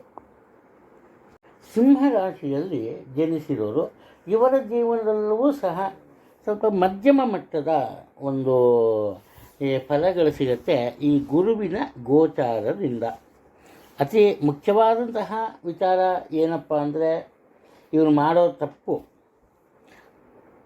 ಅನಾವಶ್ಯಕವಾದಂತಹ ಖರ್ಚು ವೆಚ್ಚಗಳು. ಏನು ಕೆಟ್ಟದಕ್ಕೇನು ಖರ್ಚು ಮಾಡಲ್ಲ, ಎಲ್ಲೋ ಹೋಗಬೇಕು, ಅದು ಇದು ತಿನ್ನಬೇಕು, ಕುಡಿಬೇಕು, ಅವೆಲ್ಲ ಏನಿಲ್ಲ. ಒಳ್ಳೆಯ ಕೆಲಸಗಳಿಗೆ ಖರ್ಚು ಮಾಡ್ತಾರೆ. ಆ ಒಳ್ಳೆಯ ಕೆಲಸಗಳು ಏನಪ್ಪ ಅಂದರೆ ಯಾವುದು ಅತಿ ಆಗಬಾರ್ದು, ಅದರ ಬಗ್ಗೆ ಸ್ವಲ್ಪ ಎಚ್ಚರಿಕೆಯನ್ನು ನೀವು ಇಟ್ಕೊಂಬೋದು, ತುಂಬ ಒಳ್ಳೆಯದು. ಇನ್ನು ಕುಟುಂಬಕ್ಕೆ ಸಂಬಂಧಪಟ್ಟಂತಹ ಒಂದು ಈ ಜವಾಬ್ದಾರಿ ನಿಮ್ಮ ಪಾಲಾಗುತ್ತೆ. ನಿಮ್ಮ ತಾಯಿಯವರ ಆರೋಗ್ಯದಲ್ಲಿ ಸ್ವಲ್ಪ ಏರುಪೇರು ಕಂಡು ಬರುತ್ತೆ, ಇದರಿಂದ ಹಣ ಸ್ವಲ್ಪ ಹೆಚ್ಚಾಗಿ ಖರ್ಚಾಗುತ್ತೆ. ಇನ್ನು ಅನಿರೀಕ್ಷಿತವಾಗಿ ಅನೇಕ ಸವಾಲುಗಳನ್ನು ನೀವು ಎದುರಿಸ್ತೀರಿ, ಅನಿರೀಕ್ಷಿತವಾಗಿ ಖರ್ಚು ವೆಚ್ಚಗಳನ್ನು ಎದುರಿಸ್ತೀರಿ. ಒಟ್ಟಾರೆ ಒಳ್ಳೆಯ ಫಲಗಳು ಸಹ ಸಿಗುತ್ತೆ, ಅದರ ಜೊತೆ ಈ ಖರ್ಚು ವೆಚ್ಚಗಳು, ಅನಿರೀಕ್ಷಿತ ಘಟನೆಗಳು, ಇದನ್ನು ಎದುರಿಸೋದಕ್ಕೆ ಮಾನಸಿಕವಾಗಿ ನೀವು ಸಿದ್ಧರಾಗಬೇಕು. ಅದು ಕೆಟ್ಟದಾಗ್ಬಿಡುತ್ತೆ ಅಂತಲ್ಲ, ಕೆಟ್ಟದ್ದನ್ನು ಸಹ ನಾವು ಖಂಡಿತವಾಗಲೂ ಒಳ್ಳೆಯದಾಗಿ ಮಾಡ್ಕೋಬೋದು. ಉದಾಹರಣೆಗೆ ಸಿಂಪಲ್ ಏನಪ್ಪ ಹೇಳ್ಬೋದು ಅಂದರೆ, ನೀವು ಊಟ ಮಾಡ್ತಾಯಿರ್ತೀರಿ, ಸಾರಿಗೆ ಮರೆತು 2 ಸರ್ವ 3 ಸರ್ವ ಮೆಣಸಿನ ಪುಡಿ ಹಾಕ್ಬಿಟ್ಟಿರ್ತೀರಿ, ಬಾಯಿಟ್ಟು ಸಾಕು ಇದು ಏನು ಅಷ್ಟು ಬಿಸಾಕೋಕ್ಕಾಗತ್ತಾ? ಏನು ಮಾಡ್ತೀರಿ? ತುಪ್ಪ ಹಾಕ್ಕೋತೀರಿ, ಎಣ್ಣೆ ಹಾಕ್ಕೋತೀರಿ, ಇಲ್ಲ ಏನೂ ಮಾಡೋಕ್ಕಾಗಲ್ವ, ಬಾಯಿಗೆ ಸಕ್ಕರೆ ಹಾಕ್ಕೋತೀರಿ. ಕಷ್ಟ ಬರುತ್ತೆ, ಕಷ್ಟದ ಜೊತೆ ಪರಿಹಾರ ಸಹ ಇರುತ್ತೆ. ಆ ಪರಿಹಾರವನ್ನು ಅರ್ಥ ಮಾಡಿಕೊಂಡು ಮುಂದೆ ನಡೆದರೆ ಏನೂ ತೊಂದರೆ ಇಲ್ಲ, ಒಳ್ಳೆಯದಾಗ್ತಾ ಹೋಗುತ್ತೆ. ಇನ್ನು ನಿಮ್ಮ ಒಂದು ಈ ಆರೋಗ್ಯದ ಬಗ್ಗೆ ಸ್ವಲ್ಪ ಎಚ್ಚರಿಕೆ ಇರಲಿ. ನೆಗ್ಲಿಜೆನ್ಸ್ ಇರಬಾರ್ದು, ಕಡೆಗಣ್ಣಿಂದ ನೋಡಬಾರ್ದು. ಇವಾಗ ನೆಗಡಿ ಕೆಮ್ಮು ಬಂತು, ನೆಗಡಿ ಕೆಮ್ಮು ತಾನೇ ಬರುತ್ತೆ ಹೋಗಿ ಬಿಡು ಅನ್ನೋದು, ಕಾಲು ನೋವು ಶುರುವಾಯಿತು ಬರುತ್ತೆ ಹೋಗುತ್ತೆ ಬಿಡು ಅನ್ನೋದು, ಈ ಥರ ಇರಬಾರ್ದು. ಸಣ್ಣ ಪುಟ್ಟ ಸಮಸ್ಯೆ ಎದುರಾದರೂ ಆತ್ಮೀಯರ ಒಂದು ಸಲಹೆಯನ್ನು ತಗೋಬೇಕು, ಅಥವಾ ವೈದ್ಯಕೀಯ ಒಂದು ಈ ಸಲಹೆಯನ್ನು ಖಂಡಿತವಾಗೂ ಪಡಿಬೇಕು. ಇನ್ನು ಗರ್ಭಿಣಿ ಸ್ತ್ರೀಯರಿದ್ದಲ್ಲಿ ಎಚ್ಚರಿಕೆಯಿಂದ ಇರಬೇಕು. ತೊಂದರೆ ಆಗುವಂತಹ ಸಾಧ್ಯತೆ ಇದೆ, ಎಚ್ಚರಿಕೆ ಇರಲಿ. ನಿಮ್ಮ ಮಕ್ಕಳಿಂದ ಸ್ವಲ್ಪ ನಿಮಗೆ ನಿರಾಸೆ ಇದೆ, ವಿದ್ಯಾರ್ಥಿಗಳಿಗೂ ಸಹ ನಿರಾಸೆ ಇದೆ. ಅವರ ಇಚ್ಛೆಗೆ ಅನುಗುಣವಾಗಿ ಓದೋದಕ್ಕೆ ಸಾಧ್ಯ ಆಗಲ್ಲ. ಏನಾದರೂ ಒಂದು ತೊಂದರೆಗಳು ಬರುತ್ತೆ. ಉದಾಹರಣೆಗೆ ಕೆಲವರಿಗೆ ಅನುಭವ ಆಗಿರುತ್ತೆ. ಎಕ್ಸಾಮ್ ಟೈಮಲ್ಲಿ ಮನೆಗೆ ನೆಂಟರಿಷ್ಟರು ಬಂದಿರ್ತಾರೆ. ಹೋಗಲಿ ಬಂದ ನೆಂಟರು ಹೋಗಲಿ ಬಿಡು ಅಂತ ಸುಮ್ಮನೆ ಅವ್ರು ಏನು ಮಾಡ್ತಾರೆ, ಜೋರಾಗಿ ನ್ಯೂಸ್ ಹಾಕ್ಕೊಂಡು ಕೂತ್ಕೋತಾರೆ, ಇಲ್ಲ ಬೇರೆ ಚಾನಲ್ ಹಾಕ್ಕೊಂಡು ಕೂತ್ಕೋತಾರೆ. ಒಟ್ಟಿನಲ್ಲಿ ವಿದ್ಯಾರ್ಥಿಗಳಿಗೆ ಓದುವ ವಿಚಾರದಲ್ಲಿ ಸ್ವಲ್ಪ ತೊಂದರೆ ಇದೆ, ಎಚ್ಚರಿಕೆ ಇಲ್ಲಿ ಒಂದು ರೀತಿ ಕೊರತೆ ಅದು. ಇನ್ನು ಸಣ್ಣ ಪುಟ್ಟ ಮಕ್ಕಳು ಅಂದರೆ ಸುಮಾರು ಒಂದು 5 ವರ್ಷದ ಒಳಗಿನ ಮಕ್ಕಳು ಇದ್ದರೆ ಅವರಿಗೆ ಅನಾರೋಗ್ಯ ಉಂಟಾಗುವಂತಹ ಸಾಧ್ಯತೆ ಇದೆ. ಒಟ್ಟಾರೆ ಏನಾರು ಬರಲಿ ಏನಾರು ಹೋಗಲಿ, ನೀವು ಸಂತೋಷವಾಗಿರ್ತೀರಿ, ಸಂತೋಷದಿಂದ ದಿನವನ್ನು ಕಳೀತೀರಿ. ಆದರೆ ಖರ್ಚು ವೆಚ್ಚದಲ್ಲಿ ಮಾತ್ರ ನೀವು ಇತಿಮಿತಿಯನ್ನು ಹೊಂದಿರಲ್ಲ. ಇರೋ ಕೆಲಸವನ್ನು ಬಿಡಲೇಬೇಕಾಗತ್ತೆ. ಕಾರಣ ಏನಪ್ಪ ಅಂದರೆ ನಿಮಗಲ್ಲಿ ಒಂದು ಬೇಸರದ ಸನ್ನಿವೇಶ ಎದುರಾಗುತ್ತೆ, ಅಥವಾ ಹೊಸ ಒಳ್ಳೆಯ ಅವಕಾಶ ಸಿಗುತ್ತೆ, ಅದರಿಂದ ಬೇರೆ ಕಡೆ ಹೋಗ್ತೀರಿ. ಉದ್ಯೋಗ ಬದಲಾವಣೆ ಆದ ನಂತರ ಉದ್ಯೋಗ ಕ್ಷೇತ್ರದಲ್ಲಿ ಉತ್ತಮ ಪದವಿ ನಿಮಗೆ ದೊರೆಯುತ್ತೆ. ಹಣಕಾಸಿನ ವಿಚಾರದಲ್ಲಿ ತೊಂದರೆ ಇಲ್ಲ, ಉತ್ತಮ ಆದಾಯ ಇರುತ್ತೆ. ಆದರೆ ಆ ಆದಾಯಕ್ಕೆ ತಕ್ಕಂತಹ ಖರ್ಚು ವೆಚ್ಚಗಳು ನಿಮಗೆ ಸಿಗುತ್ತೆ. ಇಲ್ಲಿ ಏನಪ್ಪ ಅಂದರೆ ಒಂದು ವಿಶೇಷವಾದಂತಹ ವಿಚಾರ, ಈ ಬುದ್ಧಿವಂತಿಕೆಯಿಂದ ಎಲ್ಲರೊಂದಿಗೆ ಮಾತಾಡ್ತೀರಿ, ತಪ್ಪು ಮಾಡ್ತೀರಿ, ಯಾರೋ ಹೇಳ್ತಾರೆ ನೀನು ಮಾಡಿದ ತಪ್ಪು ಅಂತ, ಆ ತಪ್ಪನ್ನು ನೀವು ಒಪ್ಕೊಂಬಕ್ಕೆ ಹೋಗಲ್ಲ. ಅದಕ್ಕೆ ಸರಿಯಾದಂತಹ ಒಂದು ಕಾರಣವನ್ನು ನೀಡಿ ಸುಮ್ಮನಾಗ್ಬಿಡ್ತೀರಿ. ಇದರಿಂದ ಸ್ವಲ್ಪ ಜನರ ಮನಸ್ಸಿಗೆ ಸಹ ನಿಮ್ಮ ಬಗ್ಗೆ ಬೇಸರ ಉಂಟಾಗ್ಬೋದು. ಇನ್ನು ನೀವು ಏನು ಪೂಜೆಯನ್ನು ಮಾಡಬೇಕು ಅಂದರೆ ಮುಖ್ಯವಾಗಿ ಶಿವಪಾರ್ವತಿಯ ಪೂಜೆಯನ್ನು ಮಾಡಬೇಕು. ಅದನ್ನು ನೆನಪಲ್ಲಿಟ್ಕೊಂಡಿರಿ, ಅದು ಮುಖ್ಯವಾದಂತಹ ವಿಚಾರ. ಆ ನಂತರ ಮತ್ತೊಂದು ದತ್ತಾತ್ರೇಯ ಅಥವಾ ಯಾವುದೇ ಗುರುಗಳ ಪೂಜೆಯನ್ನು ಮಾಡೋದು ತುಂಬ ಮುಖ್ಯ. ಇದು ಕನ್ಯಾ ರಾಶಿಯಲ್ಲಿ ಜನಿಸಿರೋರು ನಿಜಕ್ಕೂ ಒಳ್ಳೆಯ ದಿನಗಳು. ಅವರ ಮನಸ್ಸಿನ ಎಲ್ಲ ಆಸೆ ಆಕಾಂಕ್ಷೆಗಳು ಸುಲಭವಾಗಿ ಈಡೇರುತ್ತೆ. ಯಾವುದೇ ಒಂದು ಸಂಶಯ ಅನ್ನೋದು ಬೇಡ. ಹಣಕಾಸಿನ ವಿಚಾರ ಆಗ್ಬೋದು ಅಥವಾ ಬೇರೆ ಯಾವುದೇ ಆಗ್ಬೋದು. ಇದಕ್ಕೆ ಕಾರಣ ಏನಪ್ಪ ಅಂದರೆ, ಗುರು ಬಂದು 11ನೇ ಮನೆಯಲ್ಲಿ ಇರ್ತಾನೆ. ಈ ಗುರು ಕನ್ಯಾ ರಾಶಿಗೆ ಸ್ವಲ್ಪ ಈ ಕೆಟ್ಟ ಫಲಗಳನ್ನು ಸಹ ಕೊಡ್ತಾನೆ. ಆದ್ದರಿಂದ ಎಚ್ಚರಿಕೆ ಇರಲಿ. ಯಾವ ರೀತಿ ಎಚ್ಚರಿಕೆ ಇರಬೇಕು ಅಂದರೆ, ಉದಾಹರಣೆಗೆ ಯಾವುದೋ ಒಂದು ಕೆಲಸಕ್ಕೆ ಕೈ ಹಾಕಿರ್ತೀರಿ, ಇನ್ನು ಫೈನಲೈಸ್ ಆಗಬೇಕು, ಮುಗಿದೋಗ್ಬೇಕು, ಆವಾಗ ನೀವು ದಾರಿ ತಪ್ಪಿರ್ತೀರಿ. ಉತ್ತಮ ಆದಾಯ ಇರುತ್ತೆ, ಕೈ ತುಂಬ ದುಡ್ಡು ಇರುತ್ತೆ, ಯಾವುದಕ್ಕೂ ದುಡ್ಡು ಬೇಕಾಗುತ್ತೆ, ಅದಕ್ಕೆ ಬಿಟ್ಟು ಬೇರೆದಕ್ಕೆ ಖರ್ಚು ಮಾಡಿಬಿಡ್ತೀರಿ. ಬೇಡದಿರೋ ವಿಚಾರಕ್ಕೆ ಬೇರೆಯವರ ಜೊತೆ ವಾದಕ್ಕೆ ಇಳಿತೀರಿ, ವಾದ ವಿವಾದಗಳು ಅತಿ ಆಗಿರುತ್ತೆ. ಈ ರೀತಿ ಸ್ವಲ್ಪ ಅದರ ಬಗ್ಗೆ ಎಚ್ಚರಿಕೆಯನ್ನು ತಗೊಂಬೋದು, ತುಂಬ ಒಳ್ಳೆಯದು. ಇನ್ನು ನಿಮ್ಮ ಮನಸ್ಸಿನಲ್ಲಿ ಹಠದ ಸ್ವಭಾವ ಇರುತ್ತೆ. ಸಾಮಾನ್ಯವಾಗಿ ಕನ್ಯಾ ರಾಶಿಯವರು ಬೇರೆಯವರನ್ನು ಟೀಕಿಸೋದು ತುಂಬ ಜಾಸ್ತಿ. ಆದರೆ ಇಲ್ಲಿ ಮನಸ್ಸಿನಲ್ಲೇ ಹಠದ ಸ್ವಭಾವ ಇರುತ್ತೆ. ಯಾವ ವಿಚಾರವಾಗಿ ನೀವು ಯಾವುದೇ ಒಂದು ಕೆಲಸ ಕಾರ್ಯಕ್ಕೆ ಕೈ ಹಾಕಿದರೂ ಕೂಡ ಆ ಕೆಲಸ ಕಾರ್ಯಗಳ ಯಶಸ್ಸನ್ನು ಕಾಣಬೇಕು ಅನ್ನೋ ವಿಚಾರದಲ್ಲಿ ಹಠ ಇರುತ್ತೆ, ಅದನ್ನು ಸಾಧಿಸ್ತೀರಿ. ಇಲ್ಲೊಂದು ಮುಖ್ಯವಾದಂತಹ ವಿಚಾರ ಏನಪ್ಪ ಅಂದರೆ, ನಿಮ್ಮ ಆತ್ಮೀಯರು ನಿಮ್ಮ ಜೊತೆ ಸದಾಕಾಲ ಇರ್ತಾರೆ.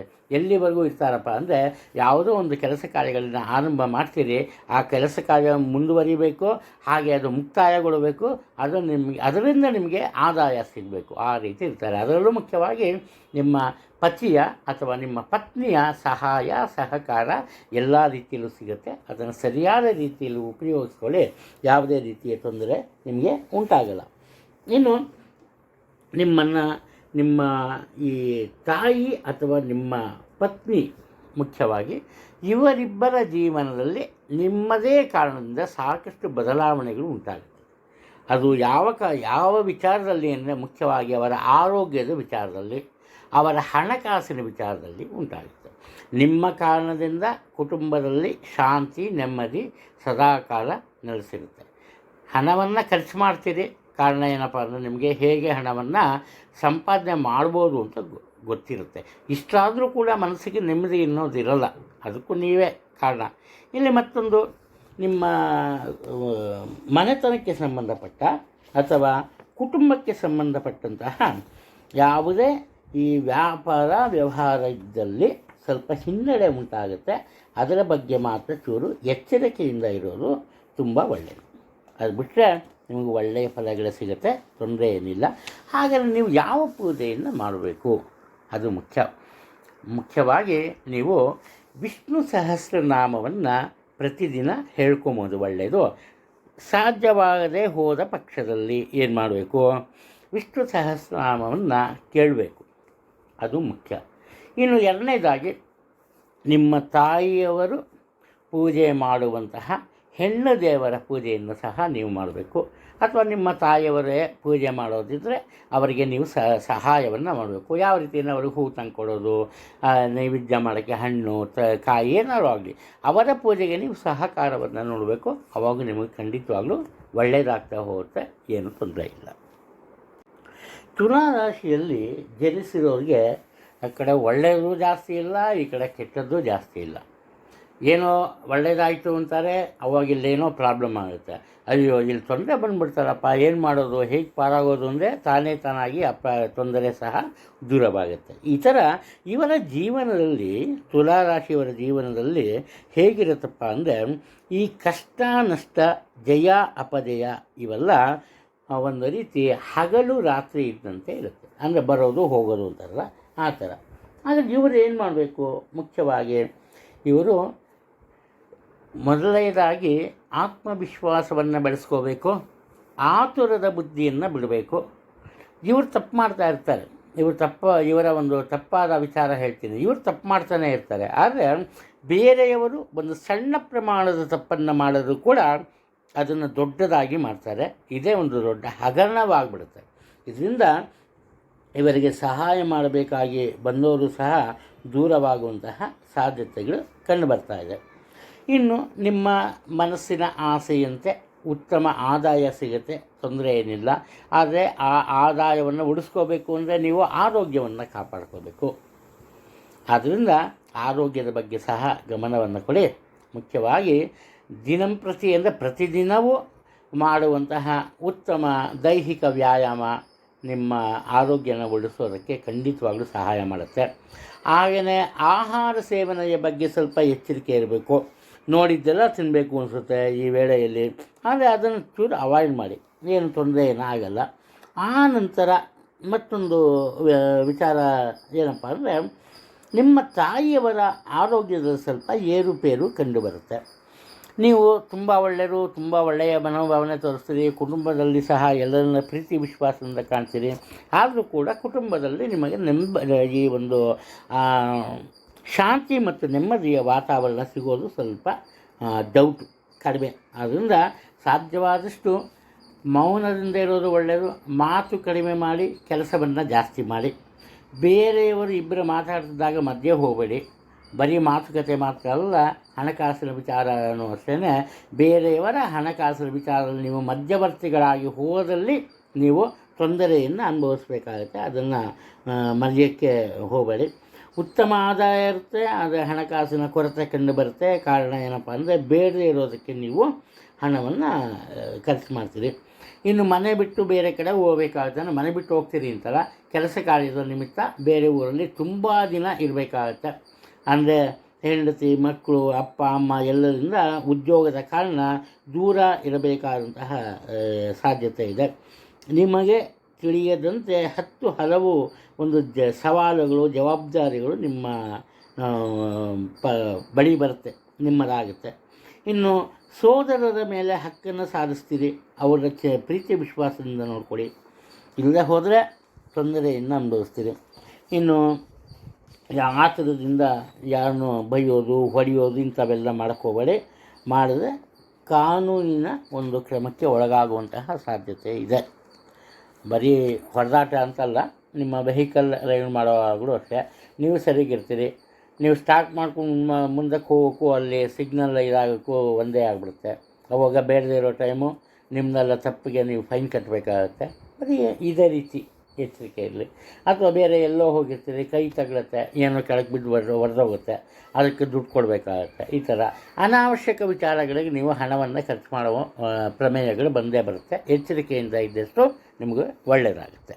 ಇನ್ನು ನೀವು ಮಾಡಬೇಕಾಗಿರೋ ಪೂಜೆ ಮುಖ್ಯವಾಗಿ ಏನಪ್ಪ ಅಂದರೆ ಲಕ್ಷ್ಮಿಯ ಪೂಜೆ. ಅದರಲ್ಲೂ ಮನೆಯಲ್ಲಿರೋ ಹೆಣ್ಣು ಮಕ್ಕಳು ಈ ಪ್ರತಿ ಶುಕ್ರವಾರ ಲಕ್ಷ್ಮಿಯ ಪೂಜೆಯನ್ನು ಮಾಡಬೇಕು, ಅದು ಮುಖ್ಯ. ಆ ನಂತರ ಶ್ರೀ ರಾಮರ ಪೂಜೆಯನ್ನು ಮಾಡಬೇಕು, ರಾಮದೇವರ ಪೂಜೆಯನ್ನು ಮಾಡಬೇಕು. ಇದರಿಂದ ನಿಮ್ಮೆಲ್ಲ ಮನಸ್ಸಿನ ಆಸೆ ಆಕಾಂಕ್ಷೆಗಳು ಸುಲಭವಾಗಿ ನೆರವೇರುತ್ತೆ. ವೃಶ್ಚಿಕ ರಾಶಿಯಲ್ಲಿ ಜನಿಸಿರೋರು ಒಂದು ರೀತಿಯ ಅದೃಷ್ಟವಂತರೇ ಸರಿ. ಕಾರಣ ಏನಪ್ಪ ಅಂದರೆ, ಇವರ ಮನಸ್ಸಿನ ಎಲ್ಲ ಆಸೆ ಆಕಾಂಕ್ಷೆಗಳು ಪೂರೈಸುತ್ತೆ. ಅದರಲ್ಲೂ ಈ ಕುಟುಂಬಕ್ಕೆ ಸಂಬಂಧಪಟ್ಟಂತಹ ಯಾವುದೇ ಒಂದು ತೊಂದರೆಗಳಿದ್ದರೂ ಕೂಡ, ವಾದ ವಿವಾದ ಇರ್ಬೋದು, ಕೆಲವರೊಂದಿಗೆ ಮನಸ್ತಾಪ ಇರ್ಬೋದು, ಅವೆಲ್ಲ ಮುಕ್ತಾಯಗೊಳ್ಳುತ್ತೆ. ಮುಖ್ಯವಾಗಿ ಕುಟುಂಬದಲ್ಲಿ ಪ್ರೀತಿ, ವಿಶ್ವಾಸ, ಸಂಭ್ರಮ ಹೆಚ್ಚಾಗುತ್ತೆ, ಸಂತೋಷದ ಜೀವನ ನಿಂದಾಗುತ್ತೆ. ಇನ್ನು ಅನೇಕ ಧಾರ್ಮಿಕ ಕೆಲಸ ಕಾರ್ಯಗಳನ್ನು ಮಾಡ್ತೀರಿ, ಯಾತ್ರಾ ಸ್ಥಳಕ್ಕೆ ಭೇಟಿ ನೀಡ್ತೀರಿ. ಅದರಿಂದ ಮನಸ್ಸಿಗೆ ನೆಮ್ಮದಿ ಮಾತ್ರ ಅಲ್ಲ, ಒಳ್ಳೆಯ ಒಂದು ಫಲಿತಾಂಶ ಸಹ ನಿಮಗೆ ಸಿಗುತ್ತೆ. ನಿಮ್ಮ ಮಕ್ಕಳಿಂದ ನಿಮಗೆ ಒಂದು ಸಂತಸ ಲಭಿಸುತ್ತೆ. ಅವರು ವಿದ್ಯಾಭ್ಯಾಸವನ್ನು ಮಾಡ್ತಾ ಇದ್ದರೆ ನಿಮ್ಮ ನಿರೀಕ್ಷೆಗೂ ಮೀರಿದಂತಹ ಸಾಧನೆಯನ್ನು ಅವರು ಮಾಡ್ತಾರೆ. ಹಾಗೆ ನಿಮ್ಮ ತಂದೆಯವರಿಂದ ನಿಮಗೆ ಸಹಾಯ ಇದೆ. ನಿಮ್ಮ ತಂದೆಯವರಿಗೆ ನಿಮ್ಮಿಂದ ಒಳ್ಳೆಯದಾಗುತ್ತೆ. ಅವರು ಉದ್ಯೋಗಸ್ಥರಾಗಿದ್ದಲ್ಲಿ ಉನ್ನತ ಅಧಿಕಾರ ಸಿಗುತ್ತೆ. ಒಟ್ಟಾರೆ ನಿಮಗೆ ಇದು ಈ ಒಂದು ಅವಧಿಯಲ್ಲಿ ಅದೃಷ್ಟ. ಯಾವ ರೀತಿಯ ಅದೃಷ್ಟ ಅಂದರೆ, ಹಣಕಾಸಿನ ವಿಚಾರದಲ್ಲೂ ನಿಮಗೆ ಅದೃಷ್ಟ ಆಗುತ್ತೆ. ನಿಧಾನಗತಿಯ ಆದಾಯ ಇರುತ್ತೆ, ಅದು ಬೇರೆ ವಿಚಾರ. ಆದರೆ ಹಣಕಾಸಿಗೆ ತೊಂದರೆ ಉಂಟಾಗಲ್ಲ, ಅದು ಮುಖ್ಯ. ಹಾಗೆಯೇ ನಿಮ್ಮ ಕೆಲಸ ಕಾರ್ಯದಲ್ಲಿ ಸಹ ಯಾವುದೇ ರೀತಿ ಅಡ್ಡಿ ಆತಂಕ ಸಹ ಉಂಟಾಗಲ್ಲ. ಇಲ್ಲಿ ಮುಖ್ಯವಾದ ಏನಪ್ಪ ಅಂದರೆ, ನಿಮ್ಮ ವಿದ್ಯೆ ಮತ್ತು ಬುದ್ಧಿಗೆ ತಕ್ಕಂತಹ ಅವಕಾಶಗಳು ಸಿಗುತ್ತೆ. ಆ ಅವಕಾಶವನ್ನು ಸದ್ಬಳಕೆ ಮಾಡಿಕೊಂಡ್ರೆ ನಿಮಗೆ ಅನಿರೀಕ್ಷಿತ ಧನಲಾಭ, ನಿಮ್ಮ ನಿರೀಕ್ಷೆಗೂ ಮೀರಿದಂತಹ ಆದಾಯ ನಿಮ್ಮ ಕೈ ಸೇರುತ್ತೆ ಆಮೇಲೆ ಸಮಾಜದಲ್ಲಿ ಉನ್ನತ ಕೀರ್ತಿ, ಪ್ರತಿಷ್ಠೆ, ಉನ್ನತ ಪದವಿ ಸಿಗುತ್ತೆ. ಯಾವುದೇ ಒಂದು ತೊಂದರೆ ಇಲ್ಲ. ತುಂಬ ಬುದ್ಧಿವಂತಿಕೆಯಿಂದ ಮುಂದುವರಿಯುತ್ತಿದೆ. ನಿಮ್ಮ ಬುದ್ಧಿವಂತಿಕೆಗೆ ಯಾರೂ ಸಾಟಿ ಇಲ್ಲ. ಆ ರೀತಿ ಇದೆ. ನಿಮ್ಮ ಕೆಲಸ ಕಾರ್ಯದ ಜೊತೆ ಬೇರೆಯವರ ಕೆಲಸ ಕಾರ್ಯಗಳನ್ನು ನೀವು ಮಾಡಿಕೊಡ್ತೀರಿ. ಆದ್ದರಿಂದ ಕೇವಲ ಕುಟುಂಬ ವರ್ಗವಲ್ಲ, ಈ ಉದ್ಯೋಗ ಕ್ಷೇತ್ರನೂ ಹೌದು, ಸಮಾಜದಲ್ಲಿ ಸಹ ನಿಮಗೆ ವಿಶೇಷವಂತಹ ಸ್ಥಾನಮಾನ ಸಿಗುತ್ತೆ, ತೊಂದರೆ ಇಲ್ಲ. ವಿದ್ಯಾರ್ಥಿಗಳಿಗೆ ತುಂಬ ಒಳ್ಳೆಯದು. ನಿಮ್ಮ ತಂದೆಯವರ ಆರೋಗ್ಯದಲ್ಲಿ ಉತ್ತಮ ಪ್ರಗತಿ ಕಂಡು ಬರುತ್ತೆ. ಹಾಗೆಯೇ ಹಣಕಾಸಿನಲ್ಲಿ ಅಭಿವೃದ್ಧಿ ಕಂಡು ಬರುತ್ತೆ. ನಿಮ್ಮ ಹಣವನ್ನು ಖರ್ಚು ಮಾಡೋದು ಹಿಂದೇಟಾಗ್ತದೆ. ಶುರುವಾಗಿ ನಿಮ್ಮ ಬಳಿ ಇರೋ ಹಣವನ್ನು ಖರ್ಚು ಮಾಡಲ್ಲ. ಅದರಿಂದ ಹಣದ ಒಂದು ಕೊರತೆ ಆಗಲಿ, ಹಣದ ತೊಂದರೆ ಆಗಲಿ ನಿಮಗೆ ಯಾವತ್ತೂ ಸಿಗಲ್ಲ. ನೂತನ ದಂಪತಿಗಳಿಗೆ ಸಂತಾನ ಲಾಭವಿದೆ ಈ ಒಂದು ಅವಧಿಯಲ್ಲಿ. ರಾಜಯೋಗ, ಸಮಾಜದ ಗಣ್ಯ ವ್ಯಕ್ತಿಗಳು ನಿಮಗೆ ಸಹಾಯ ಮಾಡ್ತಾರೆ, ಅವರ ಪರಿಚಯ ಆಗುತ್ತೆ. ಇಲ್ಲಿ ಮುಖ್ಯವಾಗಿ ನಿಮ್ಮ ಮನೆಯ ಈಶಾನ್ಯ ಭಾಗ ದೇವಮೂಲೆಯಲ್ಲಿ ನಿಮ್ಮ ಕುಲದೇವರನ್ನು ಇಟ್ಟು ಅದನ್ನು ಆರಾಧಿಸಿ, ಅದು ತುಂಬ ಮುಖ್ಯವಾಗುತ್ತೆ.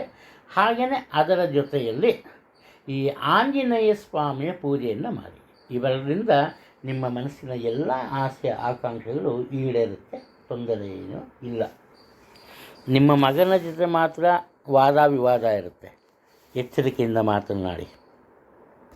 ಧನುರಾಶಿಯಲ್ಲಿ ಜನಿಸಿರೋರು ನಿಮಗೆ ಈ ಒಂದು ಅವಧಿಯಲ್ಲಿ ಅತಿ ಉತ್ತಮವಾದಂತಹ ಫಲಿತಾಂಶ ಸಿಗುತ್ತೆ ಅಂತ ಹೇಳೋಕ್ಕಾಗಲ್ಲ. ಅದರಲ್ಲೂ ಲಗ್ನ, ಈ ರಾಶಾಧಿಪತಿನೇ ಹೋಗಿ 8ರಲ್ಲಿ ಕೂತ್ಕೊಂಡಿದ್ದಾನೆ. ಅದರಿಂದ ಸ್ವಲ್ಪ ಎಚ್ಚರಿಕೆಯಿಂದ ಇರಬೇಕು. ಮುಖ್ಯವಾಗಿ ನಿಮ್ಮ ಆರೋಗ್ಯದ ಬಗ್ಗೆ ಸ್ವಲ್ಪ ಗಮನವನ್ನು ಕೊಡೋದು ಒಳ್ಳೆಯದು. ಹಾಗೆಯೇ ಅನಿರೀಕ್ಷಿತವಾದಂತಹ ಒಂದು ಈ ಫಲಿತಾಂಶಗಳು ಸಿಗುತ್ತೆ. ಅದು ಹಣಕಾಸಿನ ವಿಚಾರ ಇರ್ಬೋದು. ನಿಮ್ಮ ಉತ್ತಮ ಆದಾಯ ಇರುತ್ತೆ, ಹಣಕಾಸಿನ ಆದಾಯದಲ್ಲಿ ಯಾವುದೇ ಒಂದು ತೊಂದರೆ ಇಲ್ಲ. ಆದರೆ ಅನಿರೀಕ್ಷಿತವಾದಂತಹ ಖರ್ಚು ವೆಚ್ಚಗಳು ಬಂದುಬಿಡುತ್ತೆ. ಆವಾಗ ನಿಮ್ಮ ಬಳಿ ಎಷ್ಟೇ ಹಣ ಇದ್ದರೂ ಅದು ಸಾಕಾಗಿರೋ ಹೋಗುತ್ತೆ, ಈ ಥರ. ಹಾಗೆ ನಿಮ್ಮ ಆರೋಗ್ಯದ ವಿಚಾರದಲ್ಲೂ ಅಷ್ಟೇ. ಉದಾಹರಣೆಗೆ ಯಾರೋ ಹೇಳ್ತಾರೆ ಜ್ಯೂಸ್ ಕುಡಿತೀಯಾ ಅಂತ, ನಿಮ್ಗೇನು ಅನಿಸುತ್ತೆ, ಗಂಟ್ಲು ಕೆರಿತಾ ಇರುತ್ತೆ. ನಿಮ್ಗೆ ಡೌಟು, ನೆಗಡಿ ಬಂದ್ಬಿಟ್ಟು ಏನು ಮಾಡೋದು ಅಂತ. ಆದರೆ ಏನು ಮಾಡ್ತೀರಿ ನೀವು, ಏನಾಗಲ್ಲ ಕೊಡುವಂತ ಕುಡಿತೀರಿ, ಜ್ವರ ಬರುತ್ತೆ, ದುಡ್ಡು ಇಡಬೇಕಾಗತ್ತೆ. ಈ ಥರ ಅನಿರೀಕ್ಷಿತ ಘಟನೆಗಳು ನಡೆಯುತ್ತೆ, ಎಚ್ಚರಿಕೆ ಇರಲಿ. ಬರೀ ಈ ಥರದ್ದು ಅಂತಲ್ಲ, ಉದ್ಯೋಗ ಕ್ಷೇತ್ರದಲ್ಲಿ ಸಹ ಅಷ್ಟೇ. ನಿಮ್ಮ ಕೆಲಸ ಕಾರ್ಯಗಳನ್ನು ಸದಾಕಾಲ ಹೊಗಳೋರೆ ನಿಮ್ಮ ಬಗ್ಗೆ ಕಟ್ಟು ಟೀಕೆಗಳನ್ನು ಮಾಡ್ಬೋದು. ಆ ಥರ ಈ ಕುಟುಂಬದಲ್ಲಿ ಸಹ ಅಷ್ಟೇ, ಎಲ್ಲರೂ ನಿಮಗೆ ಗೌರವವನ್ನು ಕೊಡ್ತಾರೆ. ಈ ಅವಧಿಯಲ್ಲಿ ಆ ಗೌರವ ಕಡಿಮೆ ಆಗ್ಬೋದು, ಬೇರೆ ಇರೋ ವಿಚಾರಕ್ಕೆ ವಾದ ವಿವಾದ ಉಂಟಾಗ್ಬೋದು, ಇಂಥದ್ದು ಅದು. ಹಾಗೆ ಹಣಕಾಸಿನ ವಿಚಾರದಲ್ಲಿ ಮುಖ್ಯವಾಗಿ ಅನಿರೀಕ್ಷಿತವಾದಂತಹ ಖರ್ಚು ವೆಚ್ಚಗಳಿರುತ್ತೆ. ಬೇಡದೋ ಇರೋ ವಿಚಾರಕ್ಕೆ ನೀವು ಹಣವನ್ನು ಖರ್ಚು ಮಾಡಬೇಕಾಗುತ್ತೆ. ಹಾಗೆ ಕುಟುಂಬದ ಹೆಚ್ಚಿನ ಜವಾಬ್ದಾರಿ ನಿಮ್ಮ ಪಾಲಾಗ್ಬಿಡುತ್ತೆ. ಇದರಿಂದ ಏನಪ್ಪ ಆಗುತ್ತೆ ನಿಮಗೆ ಅಂದರೆ ವಿಶ್ರಾಂತಿ ಇಲ್ಲದ ದುಡಿಮೆ ಆಗುತ್ತೆ. ಇಲ್ಲಿ ಕೆಲಸ ಜಾಸ್ತಿ, ಅದರಿಂದ ಬರೋ ಒಂದು ವರಮಾನ ಅಥವಾ ಫಲಿತಾಂಶ ತುಂಬ ಕಡಿಮೆ ಮಟ್ಟದ್ದು. ಇದರಿಂದ ಸ್ವಲ್ಪ ಎಚ್ಚರಿಕೆಯಿಂದ ಇದ್ದಷ್ಟು ನೀವು ಒಳ್ಳೆಯದು. ಇನ್ನು ಆಗದ ಮಿಕ್ಕ ವಿಚಾರ ಏನು ಅದು ಸಹ ನೋಡೋಣ. ಮುಖಕ್ಕೆ ಸಂಬಂಧಪಟ್ಟಂತಹ ಸ್ವಲ್ಪ ಎಚ್ಚರಿಕೆ ಇರಲಿ. ಅದರ ಮುಖದ ಮೇಲೆ ಕಪ್ಪು ಛಾಯೆ ಉಂಟಾಗ್ಬೋದು, ಗುಳ್ಳೆಗಳು ಬರ್ಬೋದು. ಈ ರೀತಿ ದೈಹಿಕವಾಗಿ ದುರ್ಬಲರಾಗ್ತೀರಿ, ದೈಹಿಕ ಶಕ್ತಿ ಕಡಿಮೆ ಆಗುತ್ತೆ. ಆಗಲೇ ಹೇಳಿದ್ರೆ ಖರ್ಚು ವೆಚ್ಚಗಳು ಸಹ ಕಡಿಮೆ ಆಗುತ್ತೆ. ಇನ್ನು ನೀವು ಅನಿವಾರ್ಯವಾಗಿ ಇರುವ ಉದ್ಯೋಗವನ್ನು ಬಿಡಲೇಬೇಕಾಗತ್ತೆ. ಆದರೆ ಉದ್ಯೋಗ ಬದಲಾಯಿಸೋದಕ್ಕೆ ನಿಮ್ಮ ಮನಸ್ಸು ಒಪ್ಪಲ್ಲ, ಒಂದು ರೀತಿ ಭಯ ಇದೆ. ಆದರೆ ಉದ್ಯೋಗ ಬದಲಾವಣೆ ಮಾಡಿದ ನಂತರ ನಿಮಗೆ ಒಳ್ಳೆಯದಾಗುತ್ತೆ. ಜೀವನದಲ್ಲಿ ಸದಾಕಾಲ ಸಂತೋಷದಿಂದಾನೇ ಇರ್ತೀರಿ, ಉಲ್ಲಾಸದಿಂದ ಇರ್ತೀರಿ. ಆದರೆ ನಿಮ್ಮದಲ್ಲ ತಪ್ಪಿಗೆ ನಿಮ್ಮ ಕುಟುಂಬದ ಸದಸ್ಯರೇ ನಿಮ್ಮನ್ನು ಟೀಕಿಸ್ತಾರೆ. ಆಗ ನಿಮ್ಮ ಮನಸ್ಸಿಗೆ ಬೇಸರ ಸಹ ಉಂಟಾಗುತ್ತೆ. ಪ್ರತಿಯೊಂದು ವಿಚಾರದಲ್ಲಿ ಸಹ ಸಂಪೂರ್ಣವಾಗಿ ಅಧ್ಯಯನವನ್ನು ಮಾಡಿ ಮುಂದುವರಿದಿ. ದುಡುಕಿನ ನಿರ್ಧಾರವನ್ನು ತಗೊಂಬಕ್ಕೆ ಹೋಗಬೇಡಿ. ಇನ್ನು ಯಾರ ಜೊತೆಯೂ ವಾದ ವಿವಾದ ಬೇಡ.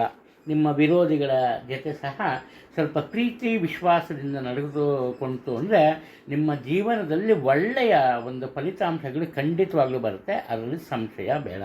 ಒಟ್ಟಾರೆ ನಿಮ್ಮ ಜೀವನ ನಿಮ್ಮ ಮೇಲೆ ಡಿಪೆಂಡ್ ಆಗಿದೆ. ಒಂದು ರೀತಿ ಭ್ರಮೆಯಲ್ಲಿರ್ತೀರಿ.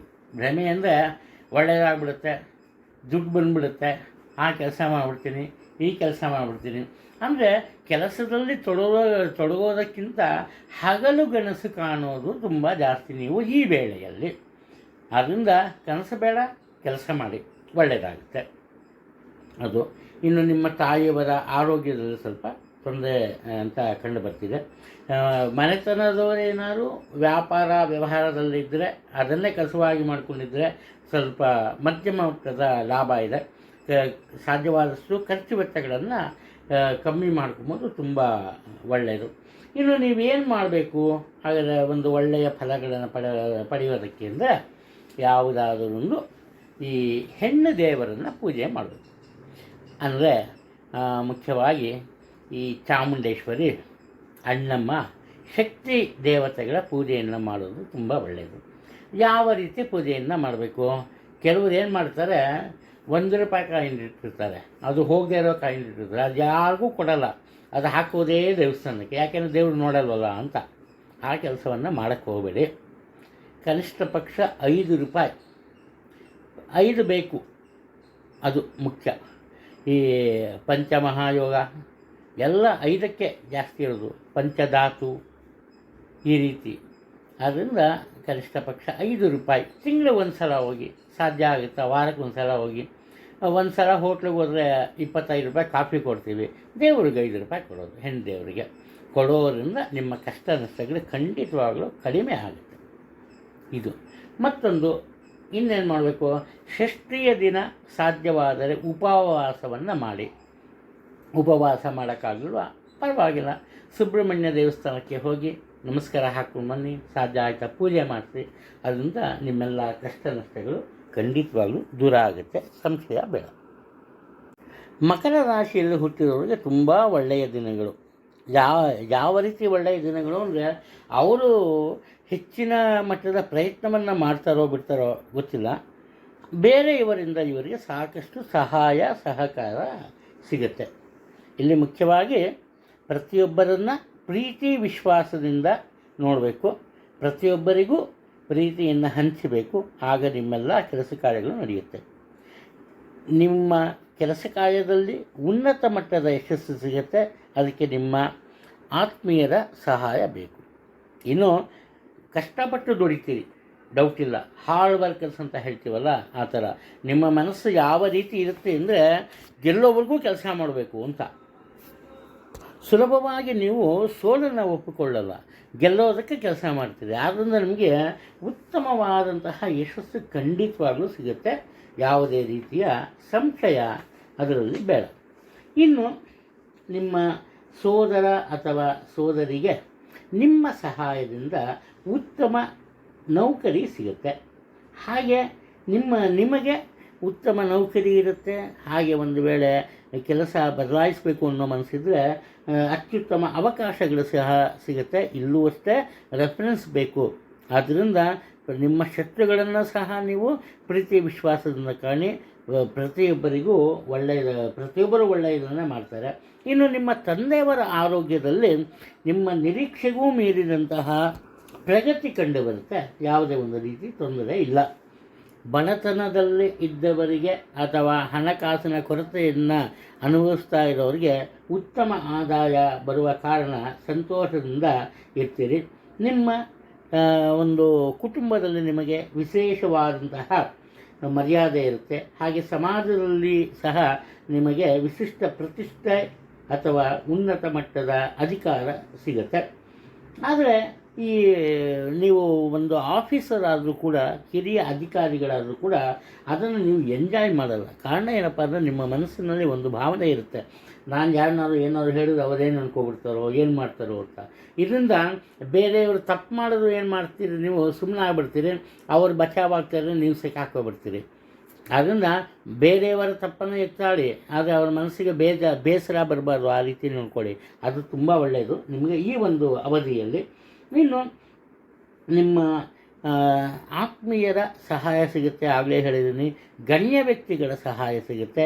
ಅವರ ಪ್ರಭಾವವನ್ನು ಸರಿಯಾದ ಮಟ್ಟದಲ್ಲಿ ಉಪಯೋಗಿಸುವುದರಲ್ಲಿ ಯಶಸ್ಸನ್ನು ಸಹ ನೀವು ಕಾಣ್ತೀರಿ. ಯಾವುದೇ ಒಂದು ತೊಂದರೆ ಇಲ್ಲ. ಹಣಕಾಸಿನ ತೊಂದರೆ ಇಲ್ಲ. ಆರಂಭದಲ್ಲಿ ಸ್ವಲ್ಪ ತೊಂದರೆ ಉಂಟಾದರೂ ಕೂಡ ಕೆಲಸ ಕಾರ್ಯಗಳಲ್ಲಿ ಆ ನಂತರ ಯಶಸ್ಸನ್ನು ಕಾಣುತ್ತೆ. ಅಂತಿಮವಾಗಿ ನಿಮಗೆ ಉನ್ನತ ಮಟ್ಟದ ಪ್ರಶಸ್ತಿ, ಗೌರವ, ಸನ್ಮಾನ ಎಲ್ಲವೂ ಸಿಗುತ್ತೆ.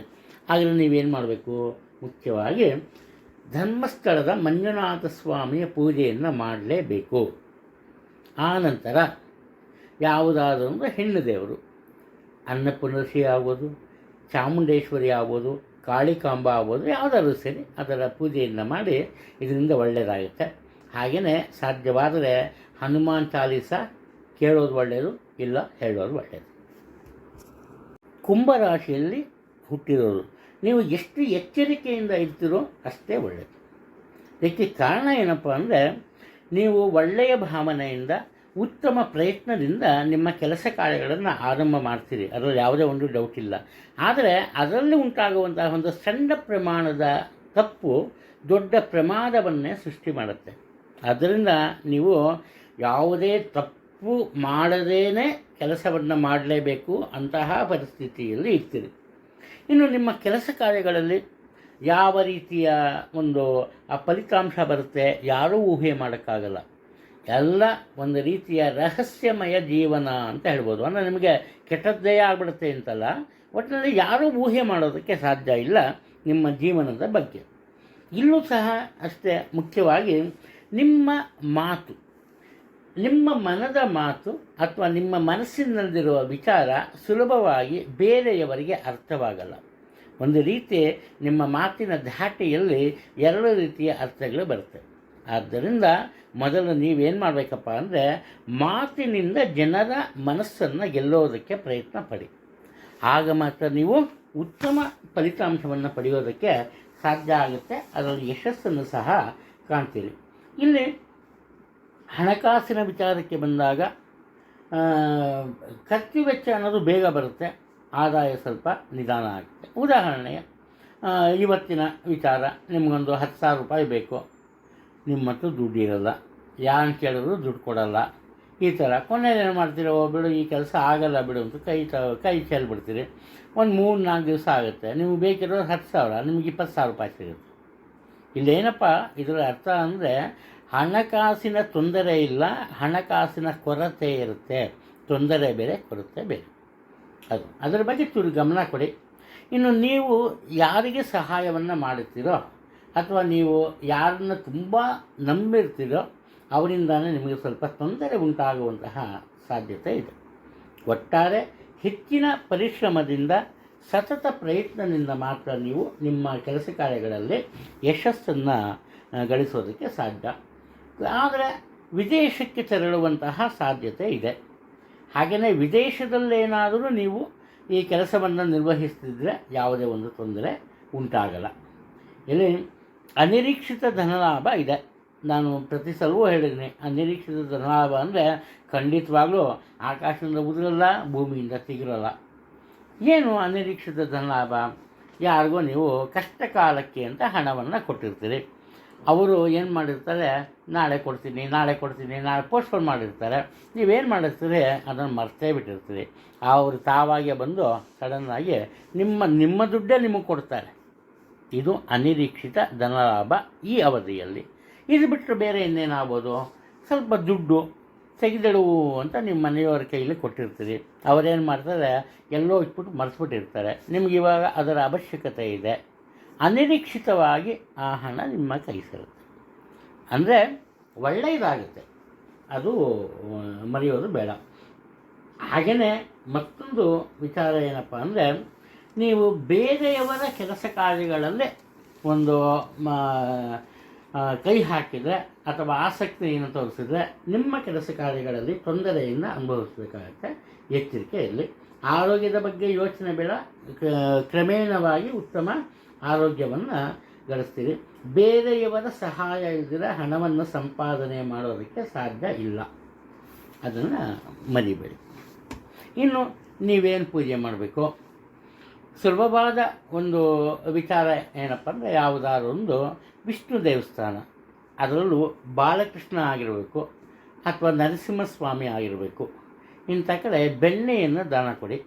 ಒಂದು ವೇಳೆ ಮಕ್ಕಳಿಗೂ ಈ ರಾಶಿಯಲ್ಲಿ ಹುಟ್ಟಿ ಅವರ ಆರೋಗ್ಯದಲ್ಲಿ ತೊಂದರೆ ಇದ್ದರೆ ಬಾಲಕೃಷ್ಣನಿಗೆ ಬೆಣ್ಣೆಯನ್ನು ಕೊಡೋದು ಒಳ್ಳೆಯದು. ನಿಮ್ಮ ಸುತ್ತಮುತ್ತ ಇಲ್ಲವೇ ಇಲ್ಲಪ್ಪ ದೇವಸ್ಥಾನ, ಏನು ಮಾಡೋದು? ಆವಾಗ ಇನ್ನೂ ಸುಲಭ. ಸುತ್ತಮುತ್ತ ಯಾರಿರ್ತಾರೆ ಪುಟ್ಟ ಮಕ್ಕಳು, ಅವರಿಗೆ ತಿನ್ನೋದಕ್ಕೆ ಬೆಣ್ಣೆ ಕೊಡಿ, ಖಂಡಿತ ಒಳ್ಳೆಯದಾಗತ್ತೆ. ಇದರ ಜೊತೆ ಮತ್ತೊಂದು ಮಾಡಬೇಕಾಗಿರೋ ಪೂಜೆ, ಪ್ರತಿ ಹುಣ್ಣಿಮೆಯ ದಿನ ಎಲ್ಲ ಕಡೆ ಸಾಮೂಹಿಕ ಸತ್ಯನಾರಾಯಣ ವ್ರತ ಮಾಡ್ತಾರೆ. ನೀವು ಮನೆಯಲ್ಲೇ ಮಾಡಿಸ್ಬೇಕು ಅಂದರೆ 10,000 ಆಗ್ಬೋದು, ಇಲ್ಲ 20,000ನೇ ಆಗ್ಬೋದು. ಸಾಮೂಹಿಕ ಅಂದರೆ ಒಂದು 15 ರೂಪಾಯಿಂದ 50 ರೂಪಾಯಿವರೆಗೂ ತೊಗೋತಾರೆ.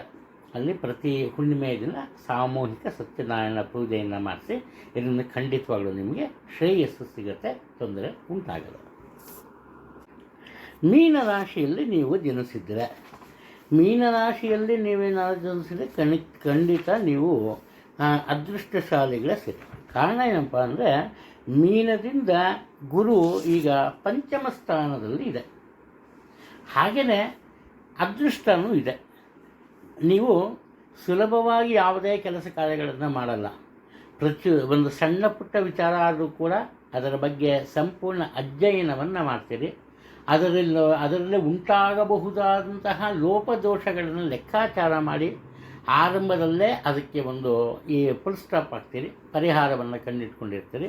ಇದರಿಂದ ನಿಮ್ಮ ನಿರೀಕ್ಷೆಗೂ ಮೀರಿದಂತಹ ಯಶಸ್ಸು ನಿಮ್ಮ ಕೆಲಸ ಕಾರ್ಯಗಳಲ್ಲೂ ಸಿಗುತ್ತೆ, ತೊಂದರೆ ಇಲ್ಲ. ಇದು ಮಾತ್ರ ಅಲ್ಲ, ಕುಟುಂಬದಲ್ಲಿ ಶಾಂತಿ ನೆಮ್ಮದಿ ಇರುತ್ತೆ. ಕಾರಣ ಏನಪ್ಪ ಅಂದರೆ, ಮೊದಲನೇದಾಗಿ ನಿಮ್ಮ ಮಕ್ಕಳಿಂದ ನಿಮಗೆ ಒಳ್ಳೆಯ ವರ್ತಮಾನಗಳು ಬರುತ್ತೆ, ಅಥವಾ ನಿಮ್ಮ ಮಕ್ಕಳಿಗೆ ಖಂಡಿತ ಒಳ್ಳೆಯದಾಗುತ್ತೆ. ಇವಾಗ ಯಾರಿಗೋ ಗಂಡು ಹುಡುಕ್ತಾ ಇರ್ತೀರಿ, ಹೆಣ್ಣು ಹುಡುಕ್ತಾ ಇರ್ತೀರಿ, ಅವ್ರ ಮದುವೆ ಆಗುತ್ತೆ. ಹಾಗೆಯೇ ಕುಟುಂಬದ ಹಿರಿಯರ ಜೊತೆ ಏನಾದರೂ ಈ ಬೇಸರ ಇದ್ದರೆ, ಮಾತುಕತೆ, ಭಿನ್ನಾಭಿಪ್ರಾಯ ಇದ್ದರೆ ಅದು ಸಹ ಸರಿ ಹೋಗುತ್ತೆ. ಒಟ್ಟಾರೆ ಮೀನರಾಶಿಯವರಿಗೆ ಈ ಅವಧಿಯಲ್ಲಿ ತುಂಬ ಒಳ್ಳೆಯ ಫಲಗಳು ಖಂಡಿತವಾಗ್ಲೂ ಸಿಗುತ್ತೆ, ಯೋಚನೆ ಮಾಡೋದು ಬೇಡ. ಇನ್ನು ಈ ಬೇರೆಯವರ ವಿಚಾರದಲ್ಲೂ ಅಷ್ಟೇ ನೀವು ಹಸ್ತಕ್ಷೇಪ ಮಾಡ್ತೀರಿ. ಯಾರೇ ಆಗಲಿ ನಿಮ್ಮ ಬಳಿ ಬಂದು ಸಲಹೆ ಸೂಚನೆಯನ್ನು ಕೇಳಿದಾಗ ನೀವು ಒಂದು ರೀತಿ ನಿರ್ವಿಕಾರ ಮನೋಭಾವನೆಯನ್ನು ತೋರ್ತೀರಿ. ಆದರೆ ಪ್ರಯತ್ನಪೂರ್ವಕವಾಗಿ ಅವರು ನಿಮ್ಮಿಂದ ಸಹಾಯವನ್ನು ಪಡೀತಾರೆ.